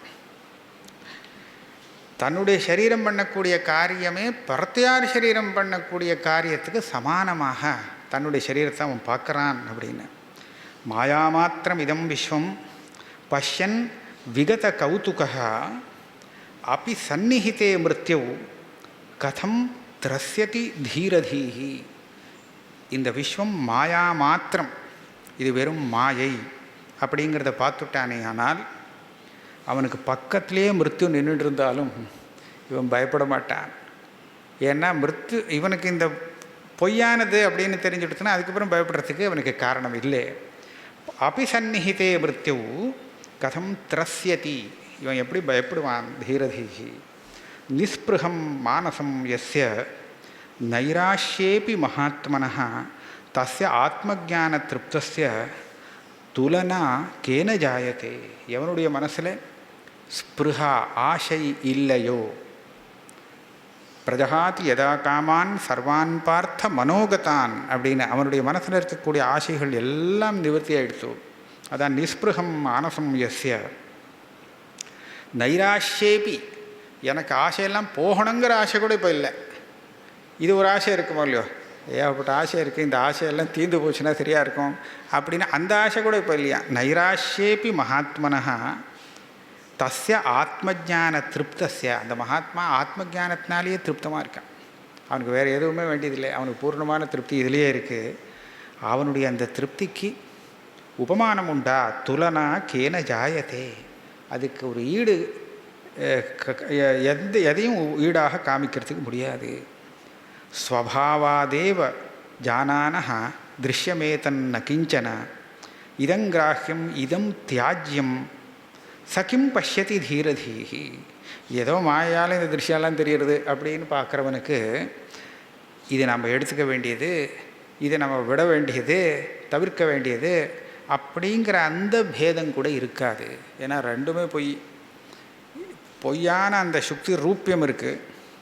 அப்போ அந்த சுக்தி ரூபியம் பொய்னு தெரிஞ்சதுக்கப்புறம் அது நம்ம எடுத்துக்க வேண்டியது இல்லை இல்லையா? அதுக்காக அதை தியாகம் பண்ணணுங்கிறதும் எனக்கு ஒன்றும் இல்லை. அதனால் நமக்கு ஒன்றும் ஆபத்தும் இல்லை. அது பொய்யானதுன்னு ஆபத்துக்கு எது காரணமோ அது கூட பொய்யானதுன்னு தெரிஞ்சதுன்னா அது தியாகம் பண்ணுறதுக்காக ஒன்றும் பிரயத்தனம் பண்ண வேண்டியதில்லை. அதனால் இது வேண்டியது இது வேண்டாதது அப்படிங்கிற அந்த பேதம், புத்தி பேதம் இவனுக்கு இருக்காது. ஆகையாலே அந்தஸ்த்யக்த கஷாயஸ்ய நிர்த்வந்த்வஸ்ய நிராசிஷः யதிருச்சயாகதோ போகः ந துக்காய ந துஷ்டயே. நிஜமான ஞானி யாரோ அவனுக்கு அந்தஸ்த்யக்த கஷாயம்னுட்டார். அவனுடைய அந்தఃகரணத்தில் கஷாயம் அப்படின்னு சொல்லக்கூடிய அந்த வாசனை இருக்கே, விஷய வாசனை, அது இல்லை, சுத்தமாக இல்லை, அந்த அந்தःகரணத்தில் இல்லை. அதே சமயத்தில் நிர்த்வந்த்வஹா, கீதையில் சொல்கிற மாதிரி அந்த சீதம் உஷ்ணம் எல்லாத்தையும் சமமாக பார்த்து கொண்டு இருக்கிறவன். நிராசிஷா, இது வேணும் அது வேணுங்கிற ஆசை இல்லாதவனாக இருக்கிறான். அப்படி இருக்கிற ஞானிக்கு எதிர்ச்சையா ஆகத்தோ போகா, ஏதோ ஒரு போகம் தானாக வந்து சேர்றது கர்மவசாத்து. அப்படி வந்ததுன்னா அந்த போகமானது அவனுக்கு துக்கத்தையும் கொடுக்காது, சந்தோஷத்தையும் கொடுக்காது அப்படின்னு சொன்னான். எதுவும் போகம் வந்ததுன்னா இதெல்லாம் வேண்டாம் வேண்டாம் அப்படின்னு நினச்சிட்டு இருக்கேன், வந்து சேர்றது பாரு அப்படின்னு ஒரு கோபம் வரலாமோ இல்லையோ, அந்த மாதிரியான கோபத்தையும் கொடுக்காது. அதனால் அப்படின்னு சொல்லி அஷ்டாவக்கரர் முடிக்கிறார். அதாவது நீ தெரிஞ்சின்றது சரியாக தெரிஞ்சுட்டுருக்கியான ஒரு பரீட்சை, இப்படி தானே இருக்கணும், ஆனால் உனக்கு எப்படி இருக்குன்னு தெரிஞ்சுக்கிறதுக்காக கேட்குறார். இப்போ குரு இந்த மாதிரி நான் சொன்ன அனுபவத்தை நம்பலை அப்படின்னு புரிஞ்சுன்னுட்டார் ஜனகர். அப்படியானால் அவர் எந்த சந்தேகத்தில் என்ன கேட்குறாரோ அந்த சந்தேகம் போகும்படியாக நான் இப்போ அவருக்கு மறுபடியும் பதில் சொல்கிறேன் அப்படின்னு சொல்லி கரெக்டாக ஜனகர் அந்த இடத்துல பதில் சொல்கிறார். ஹந்த ஆத்மஜ்ஞஸ்ய தீரஸ்ய கேலதா போகலீலையா நஹி சம்சாரவாஹிகைஹி மூடை சக சமானதா. இது ரொம்ப நன்னா சொன்னார். ஒரு 6 ஸ்லோகம்தான் இருக்குது அவர் பதில் சொல்கிறது. ஆனால் அந்த 6 ஸ்லோகத்தில் அவர் பளிச்சுனே பதில் சொல்லிட்டார். ஆத்மஜன், தீரன், அந்த தீரன் விளையாடி கொண்டு இருக்கிறான், லீலையாக போகங்களை அனுபவித்து கொண்டு இருக்கிறான். அப்படி இருந்தாலும் ஒரு சம்சாரி அதே காரியத்தை செய்யும்போது அவனுடைய விளையாட்டுக்கும் அவனுடைய போகங்களுக்கும் இந்த தீரனாக இருக்கக்கூடிய ஆத்மஜானியுடைய அதே காரியத்துக்கும் பெரிய வித்தியாசம் உண்டு, ரெண்டும் சமானம் ஆகாது அப்படின்ட்டார். நஹி சம்சாரவாஹிகை மூடை சக சமானதா. இந்த ஆத்மஜானியுடைய அந்த வேலைகள், விளையாட்டுகள், லீலைகள் அந்த மூடனுடைய காரியங்களுக்கு சமம் ஆகவே ஆகாது. அதனால் இவர் கேட்டாரோ இல்லையோ, ஆத்மஜானி எதுக்காக பணம் சம்பாதிக்கணும், நீ எதுக்காக பணம் சம்பாதிச்சுட்டுருக்கே அப்படிலாம் வரிசை சொன்னாரோ இல்லையோ. அதுக்கு சொன்னார், இது ஒரே வார்த்தையில் ஆத்மஜானி செய்யக்கூடிய அந்த காரியத்துக்கும் அனாத்மஜனாக மூடன் செய்யக்கூடிய அதே காரியத்துக்கும் சாமியம் கிடையாது. இதுவும் அதுவும் ஒரே மாதிரி நினைக்க முடியாது. யத் பதம் பிரேப்சவோ தீனாக சக்கராத்யாக சர்வதேவதாக அஹோ தத்ர ஸ்திதோ யோகி ந ஹர்ஷமுபகச்சதி. இந்த ஆத்மஜானி எந்த நிலையை அடைந்திருக்கிறானோ அதுதான் தத் விஷ்ணோ பரமம் பதம்னு சொல்லக்கூடிய பதம். அந்த பதத்தை அடையணுங்கிறதுக்காக இந்திராதி தேவதைகள்லாம் வந்து படாத பாடுபட்டுருக்காள். அது நமக்கு கிடைக்காதா அப்படின்னு ஆசை. என்ன சர்வ தேவதாக தீனாக பரிதாபம், அவள் பிரயத்னப்பட்டும் ஒன்றும் கிடைக்கல, இந்த பதத்தை அவளால் அடைய முடியாது இருக்கு. அப்போனா அவள்னால் அந்த தேவதைகள் கூட, இந்திராதி தேவதைகள்னால கூட அடைய முடியாத ஒரு துர்லபமான அந்த ஸ்வரூபத்தை அடைஞ்ச அந்த ஆத்மஜானி எங்கேயாவது, யோகினா ஆத்மஜானி, இந்த மாதிரி இந்த விஷய சுகத்தில் ஏமாந்து போய் அதனால் சந்தோஷப்படுவனா போகத்தினாலே, இதுக்கு போய் ஆசைப்படுவனாவா அப்படின்னா ந ஹர்ஷம் உபகச்சதி. அதுதான் அவங்ககிட்ட உள்ள விசேஷம். தஜ்ஞஸ்ய புண்ணிய பாபாபியாம் ஸ்பர்ஷோஹி அந்தஹ ந ஜாயத்தே நஹி ஆகாசஸ்ய தூமேன திருஷ்யமானாப்பி சங்கதி. இங்கே ஒரு விஷயம் இருக்குது. என்ன சொல்கிறார் ஸ்லோகத்தில், ஆத்மஜானியாக இருந்து அவன் இந்த மாதிரி செயல்களை செய்யும் போது அவனுக்கு புண்ணியமோ பாப்பமோ எதுவுமே ஏற்படுவது இல்லை. புண்ணிய பாபாபியாம் ஸ்பர்ஷோஹி அந்தஹ நஜாயத்தே, அவனுக்குள்ளே அந்த புண்ணிய பாபம் சம்பந்தமே வருதில்லை. நஹி ஆகாசஸ்ய தூமேன திருஷ்யமானாப்பி சங்கதி. ஒரே புகை ஆகாசத்தில் அப்படி வியாபிச்சுண்டு புகை மூட்டமாக இருக்குது. இந்த புகை படுமோ, ஆகாசத்து மேலே பட்டுதுன்னு சொல்ல முடியுமோ? ஆகாசத்து மேலே இந்த புகை படவே படாது, அசங்கமாக இருக்குது. அதனால தான் இது எங்கே பிரம்மசூத்திரத்தில் ஞானம் வந்ததுக்கப்புறம் அந்த ஞானி செய்யக்கூடிய புண்ணியகர்மா அதே மாதிரி பாபகர்மாக்கள்னாலே அவனுக்கு ஏதாவது பலம் வருமா, புண்ணிய பாப பலங்கள்லாம் வருமா அப்படின்னு ஒரு கேள்வி. அதுக்காக ஒரு அதிகரணம் பண்ணார். தததிகம உத்தர பூர்வாகயோ அஸ்லேஷ விநாசௌ தத்வியபதேசாத்னு ஒரு அதிகரணம். இந்த அதிகரணத்தில் என்ன விசாரம் பண்ணுறான்னா, இந்த பிரம்மஜானம் வந்த பிறகு அவன் எந்த ஒரு நல்ல காரியமோ தப்பான காரியமோ, 2 அதிகரணம் இருக்குது, ஒன்று பாபத்துக்கு ஒன்று புண்ணியத்துக்கு. அவன் எந்த காரியங்கள்லாம் செய்கிறானோ அந்த காரியங்களோடு அவனுக்கு சம்பந்தம் இல்லை. ஆக அவனுக்கு அந்த கர்த்தத்துவம் வராததுனால அந்த பாபமோ அந்த புண்ணியமோ அவனை ஒட்டுவதில்லை.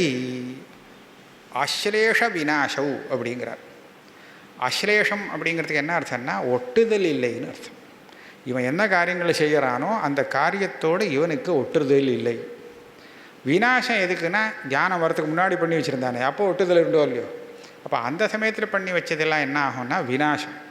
அது இனிமேல் வேலை செய்யாது. ஏற்கனவே சஞ்சிதங்கிறதெல்லாம் இனிமேல் அவனுக்கு உபயோகம் இல்லை. மேற்கொண்டு அடுத்த ஜென்மாவுக்கு அது காரணமாகாது. இப்போ ஞானம் வந்ததுக்கப்புறம் எதை பண்ணுறானோ அதெல்லாம் அவன் தான் பண்ணினதாகவே நினைக்கல, அவனோட சம்பந்தமே இல்லை.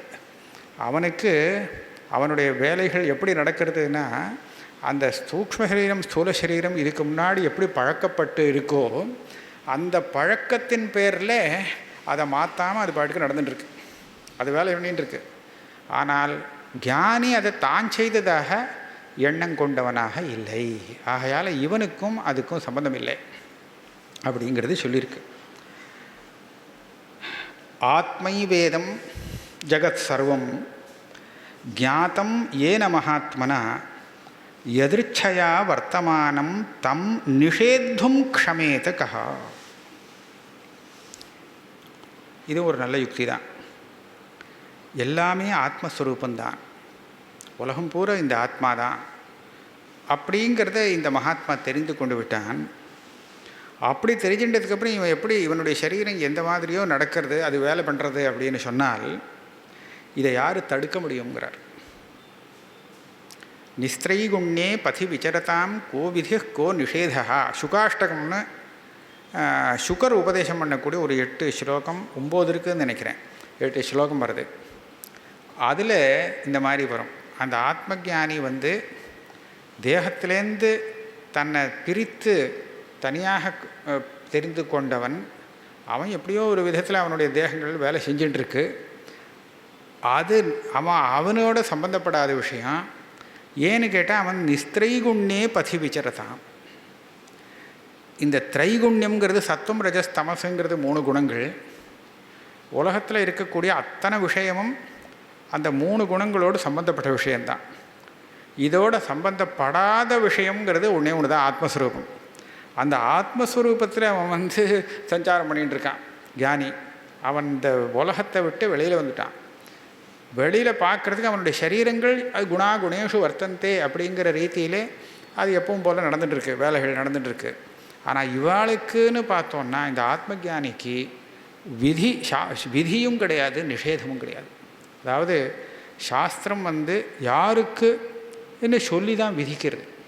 விதியாக விதிக்கும் போதும் நிஷேதிக்கும் போதும் அந்த சாஸ்திரம் என்ன பண்ணுறதுன்னு சொன்னால் இன்னாருக்கு அப்படின்னு சொல்லி விதிக்கிறது. இப்போ பாருங்களேன், சாமான்யமாக மனுஷனுக்காகத்தானே இந்த விதி சாஸ்திரம் எல்லாமே வந்ததுன்னு சொல்லணும் இல்லையா? ஏன்னா யாரையும் கொலை பண்ணக்கூடாது, பண்ணினா பாப்பம் அப்படின்னு ஒரு நிஷேதம். ஆனால் அதே ஒரு மாடு முட்டி ஒருத்தனை கொலை பண்ணி விடுறது. இப்போ என்ன பண்ணுறது? மாடு முட்டி கொலை பண்ணி விடுத்தனா யார் இந்த மாதிரி கொலை பண்ணாலும் அவளுக்கு தண்டனை கொடுக்கணும் அப்படிங்கிறது தானே இருக்குது. உடனே அந்த மாடை பிடிச்சி தண்டனை கொடுக்கலாமோ? கொடுக்க முடியாது. இங்கே தான் கொடுக்க முடியாதுன்னு இல்லை, ஈஸ்வரனும் கொடுக்க மாட்டார். ஏன் அப்படின்னு கேட்டால் அவரை மாடு இந்த கொலை பண்ணினதுக்காக நரக்கத்துக்கு போகாது. ஏன் அப்படின்னு கேட்டால் அது பண்ணினது, அது கொலைக்கு அந்த பாப்பம் அதை சேராது, அதுக்கு அதிகாரம் இல்லை. யாருக்கு அந்த பாபம் இந்த நிஷேதிக்கப்பட்டிருக்கோ அவன்தான் அதை அதிக்கிரமணம் பண்ணினால் பாபபக்கா பாக்காக ஆவான். இந்த மனுஷனாக இருக்கிறவன் இவன் வந்து கொலை பண்ணிவிட்டான் அப்படியா அப்படின்னா உனக்கு இந்த பாபம் வரும், இதுக்கு தண்டனை அப்படிங்கிறத அவனுக்கு தான் கொடுக்க முடியுமே தவிர புலி சிங்கம் அதெல்லாம் வந்து ஆளை கொண்டு கொடுத்து அப்படிங்கிறதுக்காக தண்டனை கொடுக்க முடியுமா? கொடுக்க முடியாது. ஏன்னா அவனுக்கு அதுகளுக்காக இந்த சாஸ்திரம் வரவே இல்லை, மனுஷனுக்காகத்தான் வந்திருக்கு. ஆக மனுஷனுக்கு அது எதுக்காக சொல்ல வரேன்னா, அப்படி உள்ள சாஸ்திரம் யாருக்கு எதை விதிச்சிருக்கோ அவனுக்கு தானே அதில் அதிகாரம் இல்லையா? இப்போ ஆத்ம ஜானியை குறித்து ஏதாவது ஒரு சாஸ்திரம் ஆத்ம ஜானி இப்படியாக இருந்தாகணும் அப்படின்னு ஏதாவது ஒரு சாஸ்திரம் இருக்கோ? ஆத்ம ஜானியாக இருந்தால் இந்தந்த மாதிரி இருந்தாகணும் அப்படின்னு நமக்கு ஒரு சாஸ்திரம் இருந்தால் அது ஆத்ம ஜானிக்கு விதி. ஆத்ம ஜானியாக இருக்கணும், இதெல்லாம் கூடாது அப்படின்னு ஒரு சாஸ்திரம் இருந்ததுன்னா ஆத்ம ஜானியை குறித்து சொல்லியிருக்கணும். அப்படி ஒன்றுமே இல்லை. அதனால தான் அந்த ஆத்மஸ்வரூபத்தை அடைஞ்சவாளுக்கு ஒரு சாஸ்திரத்தை அதிக்கமித்த தோஷம் வராது. அவளுடைய சரீரம் ஏதோ ஒரு வேலை பண்ணிட்டு இருக்கு அப்படின்னு சொன்னால் அது சரியான வேலை தான் பண்ணும். அது சப்ராஹ்மண கேன ஸ்யாத் அப்படின்னு ஒரு கேள்வி பிருஹதாரண்யகத்தில். அவன் எப்படி இருப்பான் அப்படின்னு, என்னெல்லாம் பண்ணுவான் அப்படின்னா, அதெல்லாம் ஒன்றும் சொல்ல முடியாதுப்பான்னு சொல்லிவிடுறார். ஏன ஸ்யாத் அப்படின்னு பதில் சொல்கிறார் யாஜ்ஞவல்யர். எப்படி வேணாலும் இருப்பான் அப்படின்னு. எப்படி வேணாலும் இருப்பான் அப்படின்னு சொன்னோடனே அங்கே பாஷ்யக்காரர் ஒன்று எழுதுகிறார். எப்படி வேணாலும் சொன்னதுனாலே இவனுக்கு ஆச்சரணத்தில் ஒரு அனாதரவு காண்பிக்கப்படுறதாக எடுத்துக்கக்கூடாது. அப்படின்னா எப்படி வேணாலும் இருப்பான் அப்படிங்கிறத அப்படியே எடுத்து விடக்கூடாது. இவனுக்கு அந்த சாஸ்திர விதி நிஷேதத்திலேருந்து வெளியில் வந்து விட்டான்னு அர்த்தம். இருந்தாலும் இவனுடைய அந்த வாங்மனக்காய பிரவೃತ್ತಿ எப்படி இருக்கும்னு கேட்டால், ஏற்கனவே எப்படி பழகி இருக்கோ அதுக்கு தகுந்தாப்போல தான் இருக்கும். ஏற்கனவே பழகினது தப்பான பிரவೃತ್ತಿ இல்லையே, அது இருந்தால் ஞானம் வந்திருக்காது. ஆக ஏற்கனவே எப்படி பழகிருக்கோ அந்த நல்ல பழக்கமானது மேல்கொண்டும் அனுவர்த்திச்சுண்டு இருக்கும். சில சமயம் அனுவர்த்திக்காது. அப்படிங்கிறதுக்காக இப்படி சொன்னாரே தவிர அவன் எதை வேணாலும் பண்ணலாம், அப்படி தான் பண்ணுவான் அப்படிங்கிறது அபிப்பிராயம் கிடையாது அப்படின்னு அங்கே விளக்கம் கொடுத்துருக்கான். ஆகையால் இவனுக்கு எப்படி வேணாலும் இருக்கலாம் அப்படின்னு சொன்னால் இவனுக்கு எதோடும் சம்பந்தம் இல்லை. அவனுடைய சரீரம் செய்யக்கூடிய காரியங்களோடு இவனுக்கு சம்பந்தமே இல்லை. அப்படிங்கிறதுனால நீங்கள் சந்தேகமே பட வேண்டாம். இந்த ஞானம் வந்தவனுக்கு திருப்பியும் எப்படி அர்த்தார்ஜனை பிரவೃತ್ತಿ, எப்படி அவன் வந்து காமத்துக்கு வசப்பட்டு எல்லாம் பண்ணுறான் அப்படின்னு கேட்குறதுக்கு இல்லை. ஆப்ரம்மஸ்தம்ப பரியந்தே பூதகிராமே சதுர்விதே விஜ்ஞஸ்யைவ ஹி சாமர்த்தியம் இச்சா நிச்சா விவர்ஜனே. பிரம்மாலேந்து ஸ்தம்ப பரியந்தமாக 4 விதமான பூத கிராமம். பூத கிராமம்னா பூத சமூகம் 4 விதமாக தானே பிரிக்கிறார். எப்படி அண்டஜம், ஜராயுஜம், ஸ்வேதஜம், உத்பிஜம். கர்ப்பாசயத்திலேருந்து பிறக்கக்கூடியது, முட்டை அண்டத்தை பிளந்துண்டு வரக்கூடியது, அப்படியே ஜலத்தில் ஏதோ இதில் ஊறிகிரி அந்த மாதிரி வரக்கூடியது ஸ்வேதஜம். அப்புறம் செடி கொடிகளாக பிறகு இது எல்லாமே சதுர்விதமான பூத கிராமம். இதில் யார் தியானியோ அவனால் தான் ஆசையும் இல்லை, அதே சமயத்தில் துவேஷமும் இல்லாமல் இருக்க முடியுங்கிற. இச்சா அனிச்சா விவர்ஜனே விஜ்ஞஸ்யைவ சாமர்த்தியம். இல்லைன்னா மற்றவனுக்கெல்லாம் ஒன்று பிடிச்சிருக்கும், ஒன்று பிடிக்காமல் இருக்கும், இது வேணும்னு தோணும், இது வேண்டான்னு தோணும், இப்படி தான் இருந்துட்டுருக்கும். அதனால் ஞானியுடைய அந்த விவகாரத்தை எதோடுமே ஒப்பிட முடியாது. ஆத்மானம் அத்வயம் கஷ்டித் ஜானாதி ஜெகதீஸ்வரம் யத் வேத்தி தத் ச குருதே ந பயம் தஸ்ய குத்ரசித். அத்விதீயமான ஆத்மஸ்வரூபத்தை எவனாவது தெரிந்து கொண்டு விட்டானே ஆனால் அந்த தெரிந்து கொண்ட ஞானி தன்னை ஜெகதீஸ்வரனாகவே அவன் வச்சுக்கலாம். அப்படியாக தெரிஞ்சுக்கலாம். அவன் எதை வேணாலும் செய்யலாம். ஏன்னா அவனுக்கு யாருக்கிட்டையும் எங்கேயுமே பயம் கிடையாது. பயந்து அதனால் இப்படி பண்ணுறேன் அப்படிங்கிறது இல்லை அப்படிங்கிறத சொல்லிட்டார். இதுதான் இதோட அவர் ஒரு 4வது பிரகரணம் பூர்த்தி ஆகிடுறது. அப்போ அவர் கேட்டதுக்கு பதில் வந்துடுத்து. நானும் அதே மாதிரி தான். இப்போ நான் என்ன செஞ்சுட்டு இருக்கேனோ இந்த செய்கிறத வச்சுட்டு நீங்கள் என்ன எடை போடக்கூடாது. இது செய்கிறது எல்லாமே அந்த இப்படி வாசனை பழக்கத்தில் நான் அந்த மாதிரி பண்ணிகிட்ருக்கேன். ஏற்கனவே எப்படி பண்ணிகிட்ருக்கோ அந்த மாதிரி இதில் எனக்கு எந்த ஈடுபாடும் கிடையாது அப்படின்னு பதில் சொன்னார். இதுக்கு மேலே அப்புறம் பார்க்கலாம். சொல்லுங்க.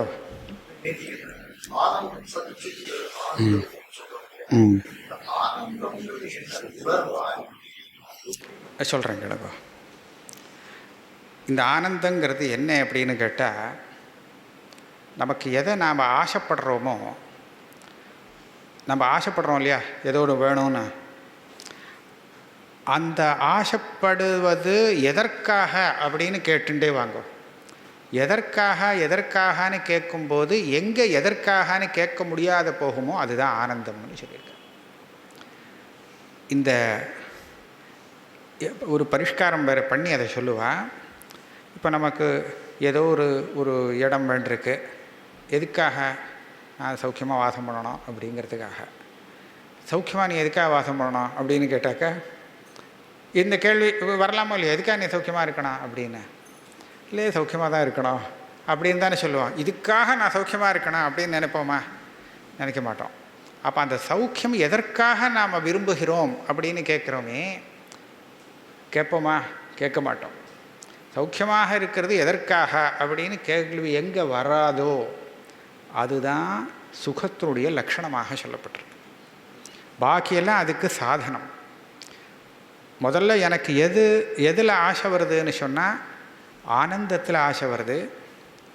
அதுக்கப்புறம் அந்த ஆனந்தத்தோடு தொடர்பு கொண்ட அதை நமக்கு கொடுக்கறதுக்கு சாதனத்தில் ஆசை வருது. அதுக்கப்புறம் அந்த ஆனந்தத்தை தடுக்கக்கூடிய பிரதிபந்தகம் இருக்கே, அதை நிவர்த்தி பண்ணிக்கிறதுக்கு ஆசை வருது. அந்த சாதனத்துக்கு சாதனமாக ஏதாவது வழி இருந்தால் அதில் ஆசை வருது. இப்படி பரம்பரையாக சாதனம் பரிந்து போகிறது. எதுக்காக இதை நீ ஆசைப்படுறேன் அப்படின்னு கேட்டால், இதனால் எனக்கு இந்த மாதிரி ஆகும், இதனால் உனக்கு என்னென்னா அதனால் அந்த மாதிரி ஆகிடும், அதனால் அது மாதிரி ஆகிடும், கடைசியில் அதனால் எனக்கு சௌக்கியம் வரும் அப்படி. அப்போ ஆனந்தத்தினுடைய லட்சணமே எப்படி சொல்லியிருக்கான்னு சொன்னால், மற்ற விஷயங்கள்லாம் அந்த ஒன்று ஆசைப்பட்டு அதனால் வரக்கூடிய ஆசைக்கு விஷயமாகும். அப்படி எது ஆகாதோ அதுதான் ஆனந்தம். சொல்கிறது கொஞ்சம் கஷ்டமாக தான் இருக்குது. அதாவது எதில் இதர இச்சையால் இச்சை வராதோ, சாதனத்தில் நமக்கு ஏன் இச்சை வருது அப்படின்னு கேட்டால், அது மூலமாக வரக்கூடிய சாத்தியத்தில் ஆசை இருக்கிறதுனால தான் சாதனத்தில் ஆசை வருது. இந்த உபகரணம் எதுக்காக உங்களுக்கு வேணும் அப்படின்னு கேட்டால், இதனால் வரக்கூடிய சுகத்தை நான் அடையணும்னு எனக்கு ஆசை இருக்குது. அடையணும்னா அதுக்கு சாதனம் வேணும் இல்லையா? அதனால தான் சாதனத்துக்கு ஆசை. அப்போ அந்த சுகத்தில் ஆசை ஏன் வந்தது, அது இருக்கா உனக்கு அப்படின்னு கேட்டால் அதுக்கு பதில் இல்லை. ஆக வேறு இன்னொன்றுக்கு ஆசை படாமல் எது ஆசைக்கு விஷயமாகிறதோ அதுதான் ஆனந்தத்துக்கு லட்சம். இப்படி வச்சுட்டு நீங்கள் ஆத்மஸ்வரூபத்தை பார்க்கலாம். இப்படி பார்த்தேளானால் இந்த ஆத்மா சௌக்கியமாக இருக்கணும் அப்படிங்கிறது நீ எதுக்காக ஆசைப்படுற அப்படின்னு கேட்டு பார்க்கணும். அப்படின்னு கேட்டால் எதுக்காகங்கிறதுக்கு பதில் வர அதுதான் ஆனந்தம். இந்த லட்சணத்தை வச்சுன்னு பார்த்துட்டேன்னா சௌரியமாக இருக்கும். இதுதான் ஆனந்தத்துன்னு சொல்லுவான். சங்கேபசாரிக்காரர் சொல்கிறார், இதுக்கு அனுபதி பிரேமான்னு பேர். பிரீத்திக்கு விஷயம். காரணமில்லாத பேர் பிரீத்தி. ஒரு காரணத்துக்காக பிரீத்தி வருதுங்கிறது அது இல்லை. காரணமில்லாத ஒரு பிரீத்திக்கு எது விஷயமாகிறதோ அதுதான் ஆனந்தம். அது நிரந்தரமாகவே இருக்கு அப்படிங்கிறது நமக்கு வேதாந்தம் சொல்லிக் கொடுக்குறது. நிரந்தரமாக இருந்தும் தெரியாமல் இருக்கு அப்படிங்கிறதுனால தெரியப்படுத்த வேண்டிய ஒரு நிர்பந்தம் இருக்குது.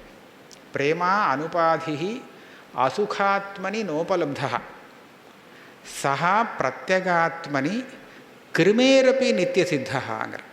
இந்த ஆத்ம விஷயத்தில் அந்த சின்ன பூச்சி இருக்கே, புழு, அதுக்கு கூட அவ்வளோ ஆசை இருக்கான். அதனால தான் யாராவது கொல்ல வந்தால் உடனே காப்பாற்றிக்கிறது.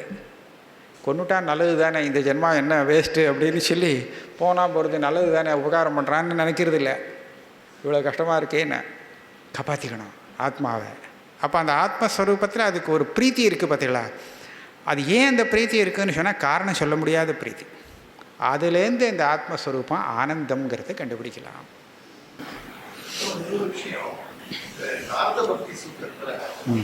சொல்லும்பொழுது எல்லப்பா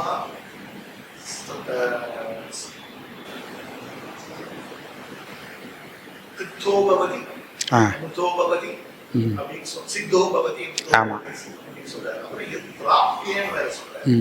அதுல வந்து இந்த கிஞ்சதி வாஞ்சதி சோஜதி வேஷ்டி நமதே நோத்சாகி பவதி, இது ரெண்டுத்துக்கு என்ன வித்தியாசம்? கிட்டத்தட்ட ஒன்று தான். ஒன்னே தான். அப்போ அந்த பக்தி சொல்லும் பொழுது அந்த பக்தியினுடைய எல்லை வந்து ஞானம், ஆனந்தமே தான். அதே தான் முடிவில் வித்தியாசம் இல்லை.